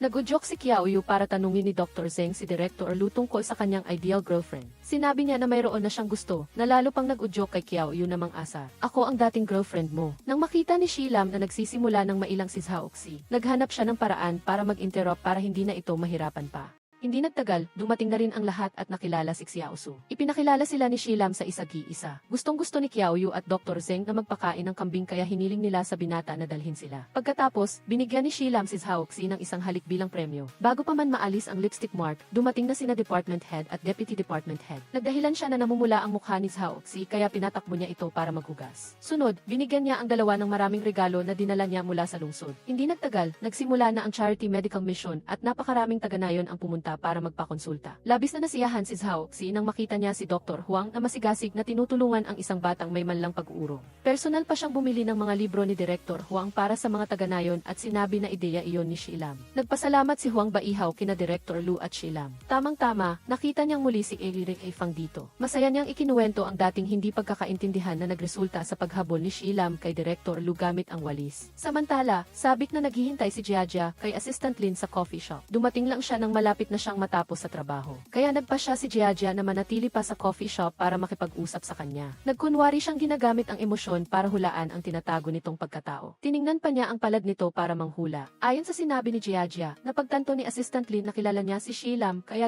alam na alam niya ang tungkol sa relasyon nilang dalawa. Sa panahong iyon, hinatid na ni Shelam at Zhaok ang sasakyan ng ospital pabalik. Inalok ni Shelam na magstay siya sa isang inn sa bayan para magpahinga, ngunit nagpumilit si Zhaok na manatili roon. Sinabi ni Shelam na hindi maaari dahil mabubuking ang relasyon nila. Agad siyang inasar ni Zhaok. Sinabi niya na gusto niyang matulog sa infusion room, hindi sa kwarto ni Shelam. Sinabi pa niya, baka may masama kang iniisip tungkol sa akin. Sa sobrang hiya, hinabol at hinampas ni Shelam si Zhaok gamit ang isang maliit na sanga. Hindi sinasadyang nakita sila ni na Department Head at Deputy Department Head. Sa harap nila, itinago niya ang relasyon nila ni Zhaok. Kung hindi, malalaman ng buong Nayon ang tungkol dito. Samantala, kumakain sina Assistant Lin at Jiajia. Nagulat siya nang malaman na matalik na kaibigan niya si Dr. Ye. Nagkataon din na siya ang paborito niyang romance novelist. Napakagandang mag-usap nilang dalawa at itinuturing pa nila ang isa't-isa na matalik na kaibigan. Sa kabilang banda, kausap ni Shelam ang kanyang ina sa telepono. Nagtanong siya tungkol sa relasyon ng kanyang anak sa kanyang boyfriend. Sakto, narinig niya ang boses ng binata na tinatawag si Shelam kaya gusto niya itong kausapin. Tinanong niya kung masarap ba ang sausage na kinain nito noong isang beses. Sumagot siya na napakasarap nito at umaasa siyang magpapadala pa ang ina niya ng marami. Nag-alok si Zhaoxi na imbitahan si Shilam at ang ina nito na bumisita. Sinabi ng ina ni Shilam na masyadong marami siyang ginagawa sa bahay kaya hindi siya makakabiyahe. Kaya nangako si Zhaoxi na magkasama silang uwi ni Shilam para bumisita. Para maiwasan na magsalita pa siya ng kung ano-ano, mabilis na kinuha ni Shilam ang telepono at nagpaalam sa kanyang ina. Hindi pa siya handang ipakilala si Zhaoxi sa kanyang pamilya. Higit sa lahat, hindi pa alam ng kanyang ina ang pagkatao nito bilang direktor ng ospital. Noong una niyang malaman na mayaman ang pamilya ni Zhaoxi, ibinigay ng ina niya ang kanyang savings card dahil sa takot na baka maghirap ang kanyang anak. Ngunit si Zhaoxi ay napakaintindihin na tao. Sa sobrang pag-iisip niya sa sitwasyon, kusa siyang humingi ng pagkain sa ina para mabawasan ang emosyonal na pasanin nito. Pakiramdam ni Shilam, napakaswerte niya na mayroon siyang ganoong boyfriend. Inakbayan niya ito at hinalikan, ngunit biglang dumating si Deputy Department Head na sumira sa sandali nilang dalawa. Nagmamadaling hinalikan ni Shilam si Zhaoxi sa pisngi at labi. Ibinigay niya kay Zhaoxi ang kwarto at siya naman ay pumunta sa kwarto ni Department Head. Kinaumagahan, sama-sama silang kumain ng almusal. Ang mga pagkain na ito ay inihanda ni Xiaosu. Pinuri ni Deputy Department Head ang galing niya sa pagluluto at sinabi na mas mabilis at mas mahusay siya kaysa kay Shilam. May balak si Deputy Department Head na ipareha sina Xiaosu at Shilam. Nagtanong siya, Shilam, ano sa tingin mo ang tingin ni Dr. Ye sa akin? Na ikinahiya ni Shilam, tumingin siya sa mukha ni Zhaoxi at magalang na tumanggi na sagutin ang tanong. Ngunit nagtanong pa siya, Xiaosu, ano sa tingin mo si Shilam? Sabi ni Xiaosu na akala niya noong una na napakasama ni Shilam batay sa mga kwento sa kanya ni na Department Head at Deputy Department Head. Hindi inaasahan ni Shilam na ganoon ang tingin sa kanya ng dalawang nakatatanda. Tumawa sila at sinabing hindi naman ganoon. Nagbago ka ng malaki simula noong bumalik ka. Tinukso pa ni Zhaoxi sina Shilam at Xiaosu, kaya nagsuggest si Xiaosu na mag-usap silang dalawa. Bilang resulta, nagsiselo si Zhaoxi kay Xiaosu. Hindi nag-aksaya ng pagkakataon si Zhaoxi at hinalikan si Shilam habang naghugas siya ng pinggan para maging patas. Sa sandaling iyon, hinatid na ni Xiaosu ang grupo pabalik sa ospital. Hiniling ni Dr. Zeng na ilihim niya ang kwento na hinabol siya ng aso at nahulog siya sa imburnal. Ngunit hindi sinasadyang nabanggit na ni Xiaosu ang tungkol dito. Sinabi rin niya na may nakita siyang mabilis na puting anino na dumaan na akala niya ay isang diwata na nagpatawa kay Dr. Zeng. Nag-usap din silang dalawa na mag-stay in touch sa WeChat. Samantala, binigyan ni na Department Head at Deputy Department Head sina Shilam at Zhaoxi ng maraming regalo at pagkain para iwi. Kasama sa mga regalo ay housewarming gift para kay Shilam. Natatakot silang hindi sila makakapunta sa party kaya binili na nila ito ng maaga. Lubos na pinahalagahan ni Shilam ang kabaitan nilang dalawa. Pakiramdam niya, marami siyang natutunan na mahalagang karanasan sa nayo ng tauyuan. Tinulungan din siya ng husto ni na Department Head at Deputy Department Head. Higit sa lahat, nakilala niya si Zhaoxi. Sa bus ng ospital, pinag-uusapan ng dalawang babaeng doktor ang relasyon ni na Assistant Yi at Director Lu. Naniniwala sila na tiyak na may damdamin ang dalawa sa isa't isa dahil sa araw-araw nilang pagsasama. Samantala, kumakain si Assistant Lin kasama si Jiajia. Hiniling niya na hulaan ni Jiajia kung kailan mabubuking ang relasyon ni Zhaoxi at Shilam. Sa patuloy nilang pagpapakyut, hindi magtatagal at malalantad din sila. Dahil sa laki ng agwat sa pagitan ng kanilang mga katayuan, natatakot si Jiajia na baka masaktan si Shilam. Kaya pinakalma siya ni Assistant Lin at sinabi sa kanyang huwag mag-alala. Dahil malapit nang bumalik si Shilam sa pediatric department, magiging maayos naman ang lahat. Nakita niya na mabilis kumain si Assistant Lin, kaya sinabihan niya ito na masama iyon para sa tiyan. Sinabi niya na alam niya iyon ngunit madalas niyang nakakalimutan. Mas mabuti kung may nagpapaalala sa akin. Kaya madalas tayong mag-date. Pagkatapos nilang magsalita, nagkatinginan sila at nagtawanan ng nahihiya. Nag-alok si Assistant Lin na tulungan si Jiajia na ibenta ang copyright sa pelikula. Sinabi niya na may kakilala siya sa industriya. Masayang-masaya si Jiajia nang marinig iyon. Nagbiro pa siya na kung may mangyaring masama, hindi siya dapat umalis.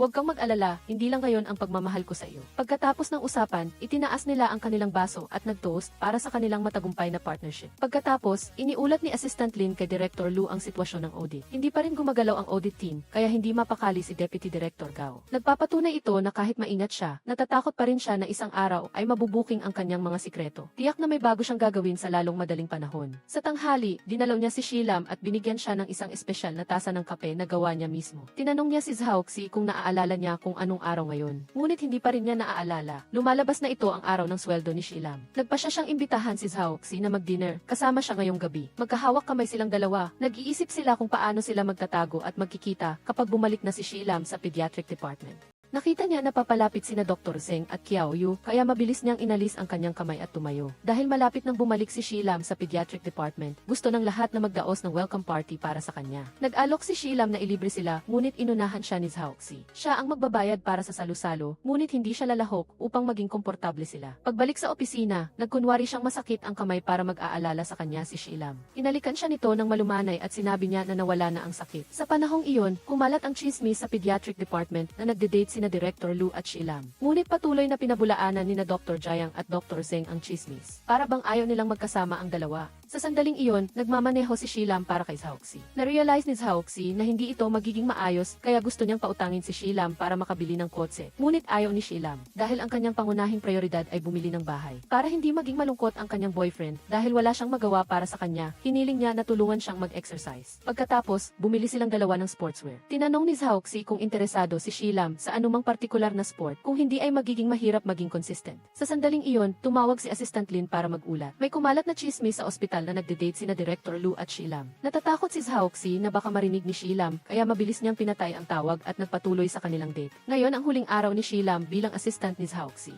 Tinuruan niya siya kung paano magpalit ng tubig at mag-alaga ng halaman. Umaasa siyang kapag wala siya, papalitan siya nito sa tabi ni Zhaoxi. Pagkatapos, inanyayahan ni Deputy Director Gao si Deputy Director Xu sa kanyang opisina para magtea. Bagaman sinabi niyang magtetea sila, ang totoo ay gusto niya itong udyukan na kalabanin si Director Lu. Nangako pa siya na tutulungan niya si Deputy Director Xu na maupo sa posisyon ni Director Lu. Bilang kapalit, gusto niya na tulungan siya ni Deputy Director Xu sa isang bagay. Sa sandaling iyon, ibinigay ni Shilam ang file na ibinigay sa kanya ni Assistant Lin. In-edit niya rin ang ilang nilalaman nito para maging angkop sa bagong assistant. Pagkatapos niyang i-turn over ang trabaho kay Zhaoxi, humingi siya ng payo kay Qiao Yu kung anong restaurant ang angkop. Kaya dinala siya nito sa isang restaurant na madalas niyang puntahan. Kadalasan, bihirang kumain ng magkasama ang dalawa sa ospital para maiwasan na mabuking. Ayon sa pagkakakilala ni Qiao Yu kay Zhaoxi, mahilig itong magpakita ng pagmamahal. Ngunit dahil kay Shilam, pinipigilan niya ang sarili na nagpapatunay na labis niyang gusto at nirerespeto si Shilam. Kinaumagahan, magkasamang naglaro ng badminton sina Shilam at Zhaoxi. Naglaban sila kung sino ang mananalo sa loob ng 3 set. Ngunit sa kalagitnaan, napagod si Shilam kaya sumuko siya. Sinabi ni Zhaoxi na nanalo siya at gusto niyang bigyan siya ng reward ng kanyang girlfriend. Mabilis na ipinikit ni Shilam ang kanyang mga mata, iniisip na hahalikan siya nito. Ngunit hindi niya inaasahan na pipisilin lang ni Zhaoxi ang kanyang namumulang pisngi. Ayaw nang magpatalo ni Shilam kaya tumayo siya at hiniling na magpatuloy pa sila. Sa sandaling iyon, tinawagan ni Assistant Lin si Jiajia. Nakita niya sa WeChat na naubusan na ito ng ideya, kaya nag-alok siyang tulungan si Jiajia ng paunti-unti. Pagkatapos, sinabi niya na lumingon si Jiajia at bigla na lang siyang nasa likod nito. Sinadya niyang hintayin ang oras ng pag-uwi ni Jiajia bago siya magpakita. Pagkatapos, dinala niya ito sa arcade para humanap ng inspirasyon sa pagsulat. Ginampanan nilang dalawa ang mga karakter sa nobela para i-experience ang laro. Magkasama silang naglaro ng karera ng sasakyan, barilan, basketball, at sa huli, naglaro ng crane machine. Patuloy na naglalaro si Jiajia, ngunit hindi siya makakuha ng stuffed toy,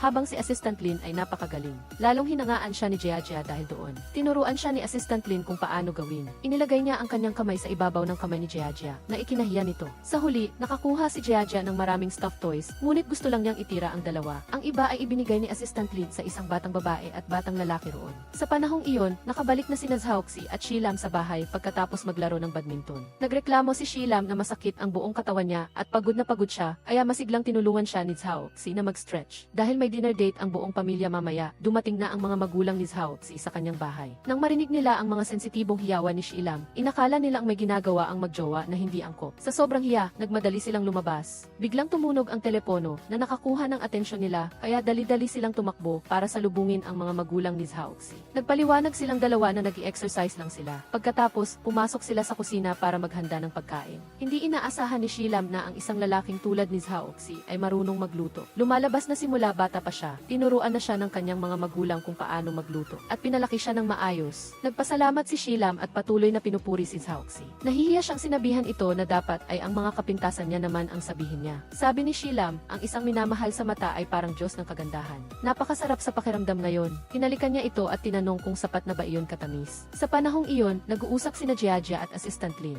Ibinahagi niya na nagsimula siyang magbasa ng romance novels noong naghahanap siya ng trabaho dahil naisip niya na baka makasalamuhan niya ang isang si. Hindi niya inaasahan na makakahanap siya ng bagong mundo at mamahalin ang paraan ng pagkukwento ni Jiajia. Tinanong niya kung bakit ganitong uri ng nobela ang isinusulat nito. Ikinuwento niya na noong nasa high school siya, naghiwalay ang kanyang mga magulang kaya nagbasa siya ng romance novels para gumaling ang sugat sa kanyang puso. Simula noon, nagustuhan na niya ang genre at nais niyang ibahagi ito sa lahat. Napakagaling niyang magluto, ngunit napakababang loob ni Shilam. Sumingit si Zhaoxi at pinuri siya na may talento sa pagmamaneho at paglalaro ng badminton. Sabi niya, lahat iyon ay natutunan niya sa kanyang ama. Bigla na lang nagtanong ang tatay ni Zhaoxi kay Shilam.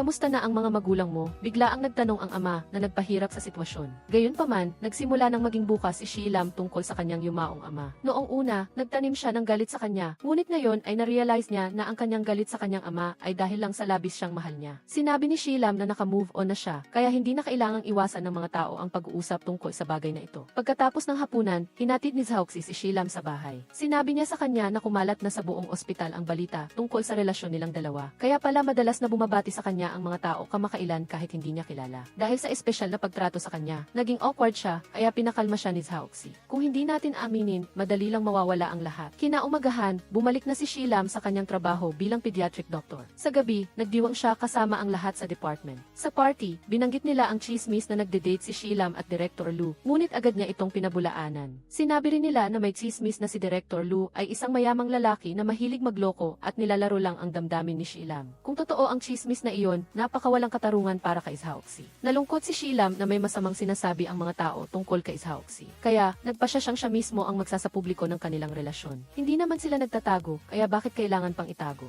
Tinawag ni Shelam si Zhaoxi para sunduin siya at hinawakan niya ang kamay nito sa harap ng lahat. Opisyal na nilang inihayag ang kanilang relasyon. Sinabi niya na ayaw niyang masira ang pangalan ni Zhaoxi dahil sa kanya. Ngayon na nasabi na niya, gumaan ang kanyang loob. Hindi naramdaman ni Zhaoxi na nagdusa siya. Hanggabi gusto ni Shelam, susundin niya ang gusto nito. Kinaumagahan, biglang dumating si Deputy Director Gao at hiniling kay Shelam na magbigay ng talumpati. Sa Medical Aid Mobilization Assembly, tumanggi siya sa dahilan na hindi siya magaling magsalita. Ngunit sinabi nito na hindi ka ba ang girlfriend ni Director Lu? Mas magiging epektibo ang iyong talumpati sa entablado.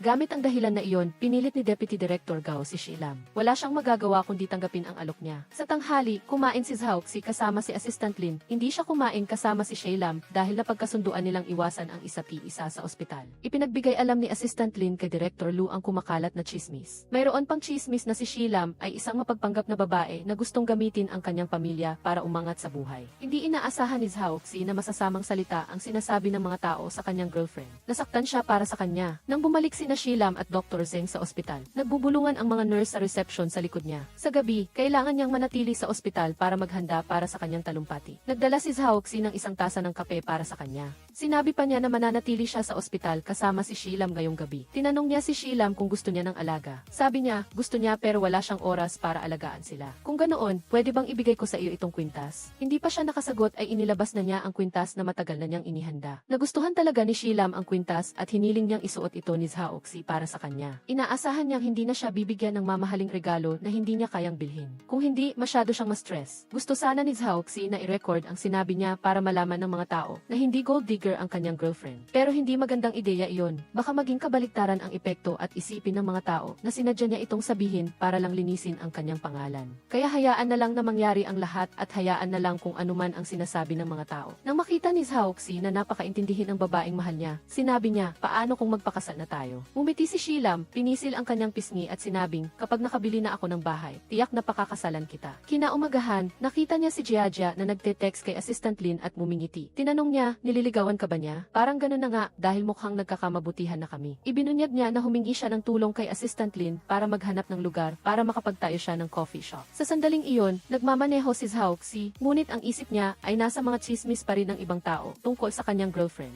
Si Shelam ay isang babaeng walang pakundangan. Gusto niya ng yaman at luho at gusto niya siyang gamitin para umangat. Labis siyang nasaktan nang malaman niya na ang babaeng mahal niya ay tinitira ng mga masasamang chismis. Naniniwala siya na ang mga chismis na ito at ang paghiling ni Deputy Director Gao kay Shelam na magtalumpati ay magkakaugnay. Naghinala si Assistant Lin na kung totoo iyon, tiyak na may iba pang gagawin si Deputy Director Gao. Tungkol naman sa motibo nito, tiyak na babantayan niya ito ng mabuti. Sa panahong iyon, pagkatapos magtalumpati ni Shelam sa assembly, hiniling ni Deputy Director Gao sa mga tao na magtanong sa kanya kung mayroon silang anumang katanungan. Isang matandang babae ang nagtanong tungkol sa kung paano sila nagkakilala ni If Chiubi. Sumagot si Deep Telam na nagkakilala sila sa isang emergency sa Nguyen Village at nagpasalamat sa kanya si If Chiubi nang magtagpo sila sa isang party. May isang lalaking doktor naman na nagtanong tungkol sa kung paano sila nagkaibigan. Sinabi ni Deep Telam na nagkaibigan sila dahil sa mga aksidente. Sumagot ang vice-presidente na ito ay isang sensitibong tanong at tinanong si If Chiubi kung may gusto siyang idagdag. Lumapit si If Chiubi at sinabing pagkatapos ng aksidente sa Nguyen Village at tinulungan siya ni Deep Telam, lagi siyang nasa isip niya. Sinabi niyang siguro, ito ang tinatawag na love at first sight at sinabi niyang sinikap niyang ligawan siya at umaasa siyang hindi ito gagawing malaking issue ng lahat. Baka kasi tumakas si Deep Tae Lam. Tawang-tawa ang lahat sa sinabi ng presidente. Pinapunta ni Chiu Dee-tae si Tae Lam sa tanghalian pagkatapos nilang magbadminton. Sabi ni Chiu Dee-tae na pagkatapos nilang kumain, bibili siya ng mga pampaganda para kay Tae Lam at iiwan ang ilan sa kanyang bahay para mas madali kung sakaling mag-makeup siya. Naisip ni Tae Lam na sa darating na holiday season, ipapakilala na niya si Chiu Dee-tae sa kanyang nanay. Sinabi ni Chiu Dee-tae na base sa kanyang naobserbahan, walang masamang balak ang mga tao at interesado lang sila sa relasyon nila. Sigurado si Chiu Dee-tae na si Vice Presidente Cao ang nasa likod ng mga alinggaw.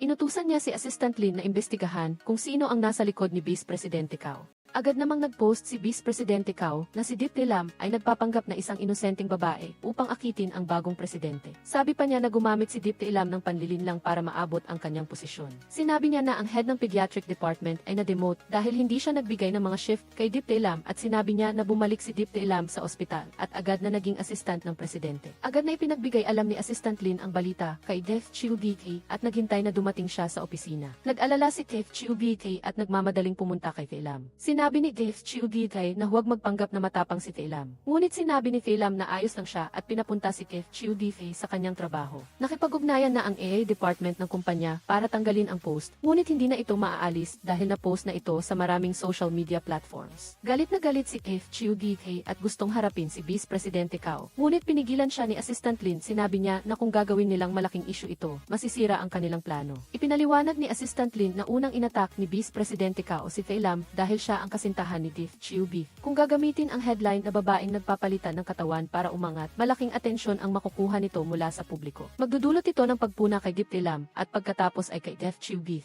Gagamitin niya ito bilang isang malaking iskandalo sa Antiede Hospital. Mula roon, magsasabi siya na hindi si Def Chiu Dee karapat-dapat sa posisyon at tatanggalin siya. Sa kabilang banda, binabasa ni Tae Lam ang mga komento online. Pinupuna siya ng lahat na isang masamang babae. Sinasabi nila na laging kasama ni Tae Lam ang presidente kaya nalilito siya. Hindi lang siya ang pinupuna, kundi pati na rin si Def Chiu Dee. Tinawag nila si Def Chiu Dee na isang taong walang pag-iisip at sumusunod lang sa mga gusto ng kanyang kasintahan. Naging malungkot si Tae Lam nang makita niya na pinupuna rin si Def Chiu Dee. Dumating bigla si Chiu Dee at kinuha ang kanyang cellphone. Pinayuhan siyang huwag na magbasa dahil mas lalo lang itong makapagpapalungkot sa kanya. Dinala ni Def Chiu Dee si Tae Lam sa kanyang opisina at inalok siya ng matamis na cake para gumaan ang kanyang pakiramdam. Akala ni Tae Lam, siya ang dahilan kung bakit nadadamay si Def Chiu Dee. Ngunit sinabi ni Def Chiu Dee na may iba pang target sa kanya at siya lang ang nadamay. Ibinunyag ni Def Chiu Dee na pumunta siya sa Antin Hospital para ayusin ang mga away sa pamunuan na nakakaapekto sa trabaho ng mga doktor. Isa pa, nais niyang alisin ang mga tiwali sa ospital. Noon, si Miss Cao ay nasa ilalim ng ama ni Def Chiu Dee. Ang kanyang ama ay nag-iwan ng isang kasosyo na nagtayo ng kanyang sariling grupo at lihim na kumukuha ng mga benepisyo na nakakaapekto sa mga shareholders. Sa palagay ni Chiu Dee, alam ni Vice Presidente Cao na gagamitin niya ang audit upang hanapin ang kanyang mga kahinaan. Iyon ang dahilan kung bakit nais niyang saktan si Def Chiu Dee at Tae Lam. Gusto niyang magkaroon ng malaking iskandalo na mag-aalis sa kanyang posisyon. Pagkatapos malaman ang buong kwento, gumaan ang pakiramdam ni Tae Lam. Masaya siya na hindi siya ang dahilan ng problema ni Chiu Dee at sa halip ay tumutulong siya na harapin si Cao Hin. Sa parehong oras, nakikipagkita si Assistant Def kay General Manager Def. Dati, lagi niyang ibinabalita kay General Manager Def ang lahat tungkol kay Def Chiu Dee nang hindi niya nalalaman. Si General Manager Def din ang nag-utos sa SA Department na huwag muna nilang tanggalin ang post. Gusto niyang hayaang mag-isip si Cao Hin at malaman kung ano pa ang kanyang mga card bago niya sila hulihin. Agad siyang nag-utos na pansamantalang suspindihin ang trabaho ni Deep Tae Lam. Ipinagbigay alam ni Assistant Def ang balita na ito kay Chiu Dee at sa kanya. Sinabi niya na ito ay desisyon ni General Manager Def. Pagka-uwi ni Tae Lam, nakita niya si Giai na seryosong sumusulat ng isang artikulo para labanan ang mga maling balita. Si Giai ay isang profesional na manunulat kaya hindi niya maaaring hayaang apihin ang kanyang kaibigan. Labis na nagpapasalamat si Tae Lam sa sigasig ni Giai, ngunit sinabi niyang hindi na ito kailangan. Ibinunyag niya sa kanyang matalik na kaibigan na ang lahat ay bahagi ng isang plano upang saktan si Def Chiu Dee at ngayong alam na niya ang buong kwento, hindi na niya ito masyadong iniisip. Naramdaman ni Giai na makatwiran iyon. Matagal na siyang nagsusulat ng mga online novel at nabash na siya ng maraming beses. Sabi niya na hanggang hindi mo pinapansin ang mga taong gumagamit ng ng kanilang keyboard upang mambash, ayos lang ang lahat. Sa kabilang banda, kinakausap ni FGUVT ang kanyang ama. Tinanong niya ang kanyang ama kung bakit sinuspindi niya ang mga shift ni Fei Lam at sinabi na parang sinasabi niyang totoo ang artikulo. Ipinaliwanag ng kanyang ama sa kanya. Mayroong dalawang dahilan kung bakit nag-ensayo kayo sa Nguyen Village at nagkaroon kayo ng mga alingaw. Una, mali na makipag-date ka sa girlfriend mo habang nasa mission ka para sa kumpanya. Pangalawa, nagpakita kayo ng pagmamahal sa isa't isa sa Nguyen Village na nagdulot ng mas malalang alingaw. Sabi ng kanyang ama na naging matagumpay si FGUVT at hindi niya inaasahan kung anong klase ng panlilinlang ang gagamitin ni Cao Hin laban sa kanya. Sinabi niya na walang ganap na malinis sa mundong ito. Sa huli, naintindihan ni GUVT ang paraan ng paggawa ng kanyang ama. Kinabukasan, ang artikulo ay naging trending. Bagaman walang pasyente na nag-book ng appointment para pahiyain si Fei Lam, nakita nila ang kanyang numero ng telepono. Ginugulo siya nila sa pamamagitan ng pagtawag sa kanya ng paulit-ulit para mawala siya sa sarili. Patuloy na tinatanong ni Vice Presidente Cao si Assistant De tungkol sa sitwasyon. Nagpapanggap siya na hindi siya naniniwala sa mga alingaw. Nagtanong si Assistant De kung may anumang pagbabago sa tauhan ng ospital. Agad na sinabi ni Vice Presidente Cao na ang susunod na presidente ay tiyak na magiging Vice Presidente at kailangan lang natin na suportahan siya. Sa sagot ni Cao Hin, naging sigurado si Assistant De na may kasama siyang iba. Hinala niya na sinisiyasat din ni Cao ang pamilya ni Fei Lam. Mabilis na kumalat ang mga chismis sa online, kaya hindi maiiwasan na mabasa ito ng pamilya ni Fei Lam. Nabasa ito ng kapatid na lalaki ni Fei Lam at sinabi sa kanilang ina. Agad siyang tinawagan ng kanyang ina. Sinabi ng kanyang ina na sabihin lang niya kung tapat ba talaga si Tiu Defi sa kanya. Sinabi ni Fei Lam na huwag mag-alala ang kanyang ina dahil totoo ang pagmamahal ni Tiu Defi sa kanya at ganoon din siya. Sinabi niya na mahal niya si Tiu Defi hindi dahil sa kanyang pera o dahil siya ang presidente. Nangako siyang babalik sila sa bahay at ipapaliwanag ang lahat sa susunod na buwan. Naging panatag ang kanyang ina matapos itong marinig. Nagpaalam si Fei Lam sa kanyang ina at ibinaba ang telepono. Naririnig ni FGUVT ang buong pag-uusap nila sa likod. Naisip niya na mas magiging maganda kung sasabihin niya ang buong katotohanan, kaya sinabi niya kay FGUVT ang isang lihim na matagal na niyang itinatago. Nang pumanaw ang kanyang ama, nakita niya ang isang liham mula sa kanyang ina. Nasa sulat ang kanyang ina na nahihirapan na siya sa buhay, kaya gusto na niyang wakasan ang lahat. Hindi alam ni Fei Lam kung bakit nagbago ang isip ng kanyang ina. Pero lagi niyang sinasabi sa sarili na hindi siya magiging dagdag na pasanin sa kanyang ina. Pagkatapos magpakasal ulit ang kanyang ina at magkakapatid, naging masikip na ang bahay. Kaya lumipat si Fei Lam sa dormitoryo at nagtrabaho para sa kanyang sariling pamumuhay. Ang tanging hiling niya ay mabuhay ng maayos ang kanyang ina at hindi maging katulad ng kanyang ama. Inakap ni Chiu Vitay si Fei Lam at inaliw siya. Sinabi niya na sigurado siyang mahal na mahal siya ng kanyang ina at hindi siya pasanin sa halip ay siya ang lakas niya para mabuhay. Dumating ang tawag mula sa ama ni Chiu Vitay na sinabing masama ang kanyang pakiramdam at kailangan niya ng tulong para sa isang business trip sa loob ng ilang araw. Nakita niya ang isang hindi kilalang numero na tumatawag kay Fei Lam, kaya dinala niya ito upang bumili ng bagong card. Dahil kailangan umalis ni Chiu Vitay ngayong gabi, tinulungan siya ni Fei Lam na mag-impact. Habang abala siya sa pagsusuri ng mga dokumento, lumabas si Fei Lam para kunin ang isang package. Pero biglang kinabahan si Chiu Vitay at pinigilan siyang kunin ang bag. Galit na inagaw ni Fei Lam ang bag at nakita ang 3 kondom sa loob. Agad na nagpaliwanag si Chiu Vitay na freebies ang mga ito at gustong ipakita ang resibo. Walang pakialam si Fei Lam at sinabi na gagamitin pa rin naman niya ang mga ito, kaya itatago niya ang mga ito para sa kanya. Nahiya si Chiu Vitay at sinampal ang kanyang sarili. Pagkatapos umalis ni Chiu Vitay, pinatawag ni General Manager Dete si Fei Lam para makipagkita sa kanya. Lumabas na hindi siya nagkasakit. Noong una, hinayaan niyang maging presidente si Chiu Vitay para subukan at sanayin siya dahil sa maayos na buhay niya, kaya hindi niya naiintindihan ang komplikadong paggana ng lipunan. Ang dahilan kung bakit niya pinatawag si Fei Lam ay upang pansamantala silang maghiwalay ng kanyang anak. Kapag hindi na sila magkasama, hindi na siya gagambalain pa ni Cao Hin. Kung hindi, patuloy na gagawa si Cao Hin ng mga problema at sasabihin sa lahat ang kwento ng kanyang ama. Dapat itago niya ito mula kay Chiu Vitay. Walang kaalam-alam si Chiu Vitay sa nangyari, kaya masaya siyang nakikipag-video call kay Fei Lam. Nagplano pa siyang pumunta sila sa Tiananmen Square upang manood ng seremonya ng pagtataas ng watawat. Biglang nagtanong si Fei Lam kung maaari ba siyang mahalin ni Chiu Vitay magpakailanman na ikinagulat ni Chiu Vitay. Pero sinagot ni Chiu Vitay na sigurado siya. Nang marinig ito, naging kampante si Fei Lam at nagpasya siyang gawin ang plano ni General Manager Deke. Kinabukasan, humingi siya ng permiso kay Vice Presidente Cao na pumunta sa Nguyen Village para mag-medical aid. Sinabi rin niya sa kanya na naghiwalay na sila ng presidente. Nagulat si Cao Hin nang marinig ito at sinabihan siya na bumalik at maghintay ng kanyang sagot. Agad niyang tinawagan si Assistant Dick at tinanong ang tungkol sa kanila. Sinabi ni Assistant Dick na hindi niya alam ang tungkol dito. Ngunit maaari niyang hulaan na ito ang pinakamahusay na paraan para pakalmahin ni General Manager Defi ang publiko. Tiyak na alam niya na hindi hahayaan ni Cao Hin na manatili si Tiff Chiu Defi sa kanyang posisyon. Sinabi ni Assistant Defi na sasama siya sa panig ni Cao Hin at sinabihan niya si Cao Hin na utusan ang audit team na imbestigahan ang kaso ni Tiff Chiu Defi na tungkol sa pagbibigay ng ultrasound machine at gamot sa Nguyen Village. Pagkatapos nito, hinanap niya si Assistant Defi at sinabihan siyang magmadali papunta sa Nguyen Village upang maiwasan ang mga alinggaw-ngaw. Umalis si Assistant Defi sa ospital nang may pag-aatubili. Lumingon siya at tiningnan ito. Tiningnan niya ang mga larawan ni Tiff Chiu Defi at masayang umiti. Bago siya tuluyang umalis, umuwi siya upang magpaalam sa kanyang matalik na kaibigan. Hindi niya inakala na sa huli ay babalik siya sa Nguyen Village. Ngunit sa pagkakataong ito, iba ang pakiramdam ni Assistant Defi dahil alam niya na kapag nalagpasan niya ang alon, magiging maayos ang lahat. Pagkatapos, pumunta siya sa Nguyen Village at ibinunyag ang isang lihim kay QB. Sinabi niya sa kanya na huwag sabihin sa department head at sa kanyang deputy. Iyon ay ang paghihiwalay ni Filam at Tiff Chiu Defi.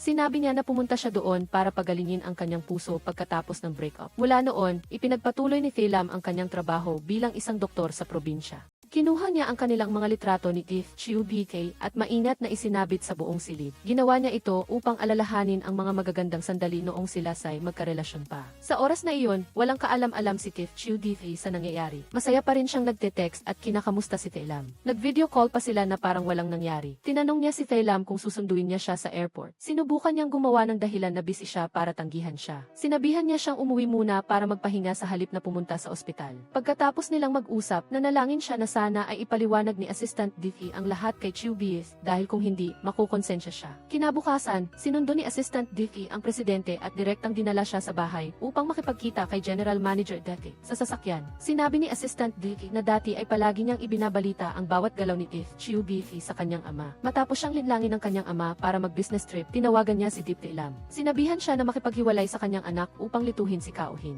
Galit na galit si Tiff Chiu Defi nang marinig niya ito. Hindi niya inakala na siya ang sangkot sa sitwasyon at ngayon lang niya nalaman ang tungkol dito. Gusto niyang tawagan si Filam upang itanong ang nangyari, ngunit hindi niya ginawa. Samantala, naghihintay si Filam sa kanyang tawag. Nakakagulat, si Assistant Defi ang nag-text sa kanya. Sinabi niya kay Tiff Chiu Defi ang tungkol sa kanila. Agad na tinawagan ni Filam si Tiff Chiu Defi para magpaliwanag. Napansin niya na nahihiya siya, kaya nagkunwari siyang galit kay Filam. Sinabi niya na naiintindihan niya, pero hindi ibig sabihin na hindi siya galit. Lahat ng tao sa ospital ay alam na naghiwalay na sila. Siya lang ang inosente na nag-iisip na may girlfriend pa rin siya. Labis na nahiya si Filam at humingi ng paumanhin kay Tiff Chiu Defi at sinabing kasalanan niya ito. Masayang natawa si Chiu Defi pagkatapos niyang lokohin si Filam. Pagkatapos, biglang tumunog ang doorbell. Mabilis siyang binaba ang tawag at nagbago ang kanyang mood para salubungin ang kanyang ama. Nagsimula siyang magtanong kung bakit ibinigay sa kanya ang Antin Hospital, ngunit nakikialam pa rin siya kasama si Assistant. Sinabi ni General Manager Defi na sa kanya rin ang Antin Hospital. Dagdag pa rito, matagal na siyang naghanda ng pangalawang plano. Wala nang mag-donate si Tiff Chiu Defi ng ultrasound machine at iba pang medikal na kagamitan sa Nguyen Village. Sinabi niyang baguhin niya ang presyo at ang proseso ng pagbabayad. Sa ganoong paraan, lubos na magtitiwala si Vice Presidente Cao kay Assistant Defi at matutulungan si Filam na makatakas sa kanyang mga kamay. Hindi inakala ni Tiff Chiu Defi na malalim ang pagpaplano ng kanyang ama at lalo niyang hindi inakala na isa lamang siyang piyesa sa plano.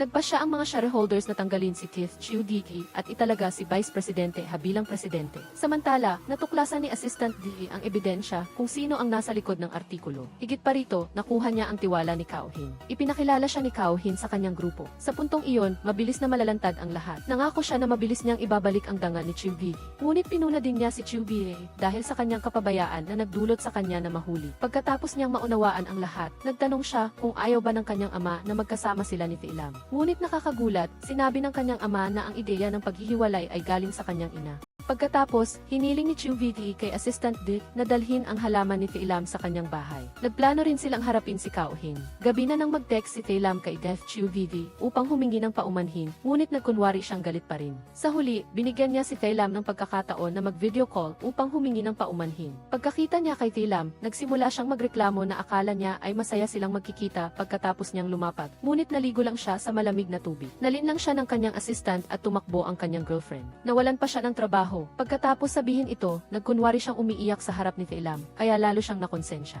Sinabi ni Chiu Ditae na paano kung ginamit ng kanyang ama ang sitwasyon para paghiwalayin sila. Sumagot si Taelam na liligawan niya ulit si Chiu Ditae mula sa simula. Masayang narinig ito ni Chiu Ditae at sinabihan siya na dapat siya ang magsimulang manligaw sa kanya at ibinaba ang telepono. Kinabukasan, patuloy na nakikipag-ugnayan si Taelam kay Def Chiu Di. Nagpadala siya sa kanya ng mga litrato ng kanyang pag-jogging at mga pagkain. Pagkatapos ay nagpadala siya ng selfie at nagtanong kung ano ang mas maganda, ang tanawin o siya. Sinabi ni Chiu Ditae na walang makakatalo sa ganda ng kalikasan. Sinabi ni Taelam na parang binubuhusan siya ng malamig na tubig. Nang gabing iyon, nagpadala siya ng isang rosas sa bahay ni F. Chiu Ditae at nagtanong kung pumayag na ba siyang maging boyfriend niya. Gumawa ng eksena si F. Chiu Ditae at sinabing hindi siya ganoon kadali na maakit. Mukhang nalulungkot si Taelam at sinabing susubukan pa niya. Kinabukasan, sinamahan ni Taelam sina department head at deputy department head upang ihatid si Chiu Ditae pabalik sa lungsod. Nag-leave din siya upang makabalik sa lungsod at humingi ng paumanhin kay F. Chiu Ditae ng maayos. Sa parehong oras, inaresto ng pulisya si Vice Presidente Cao. Nabunyag din ang katotohanan na umupa siya ng tao upang isulat ang mga artikulo na nagpapahiya kay President at Taelam. Nakipagkita si F. Chiu Ditae kay Vice Presidente Ha upang ibigay sa kanya ang trabaho. Sinabi niya na pumunta si Cao Hin para makipagtulungan sa kanya, ngunit nanahimik siya at pinapanood lang kung ano ang gagawin niya.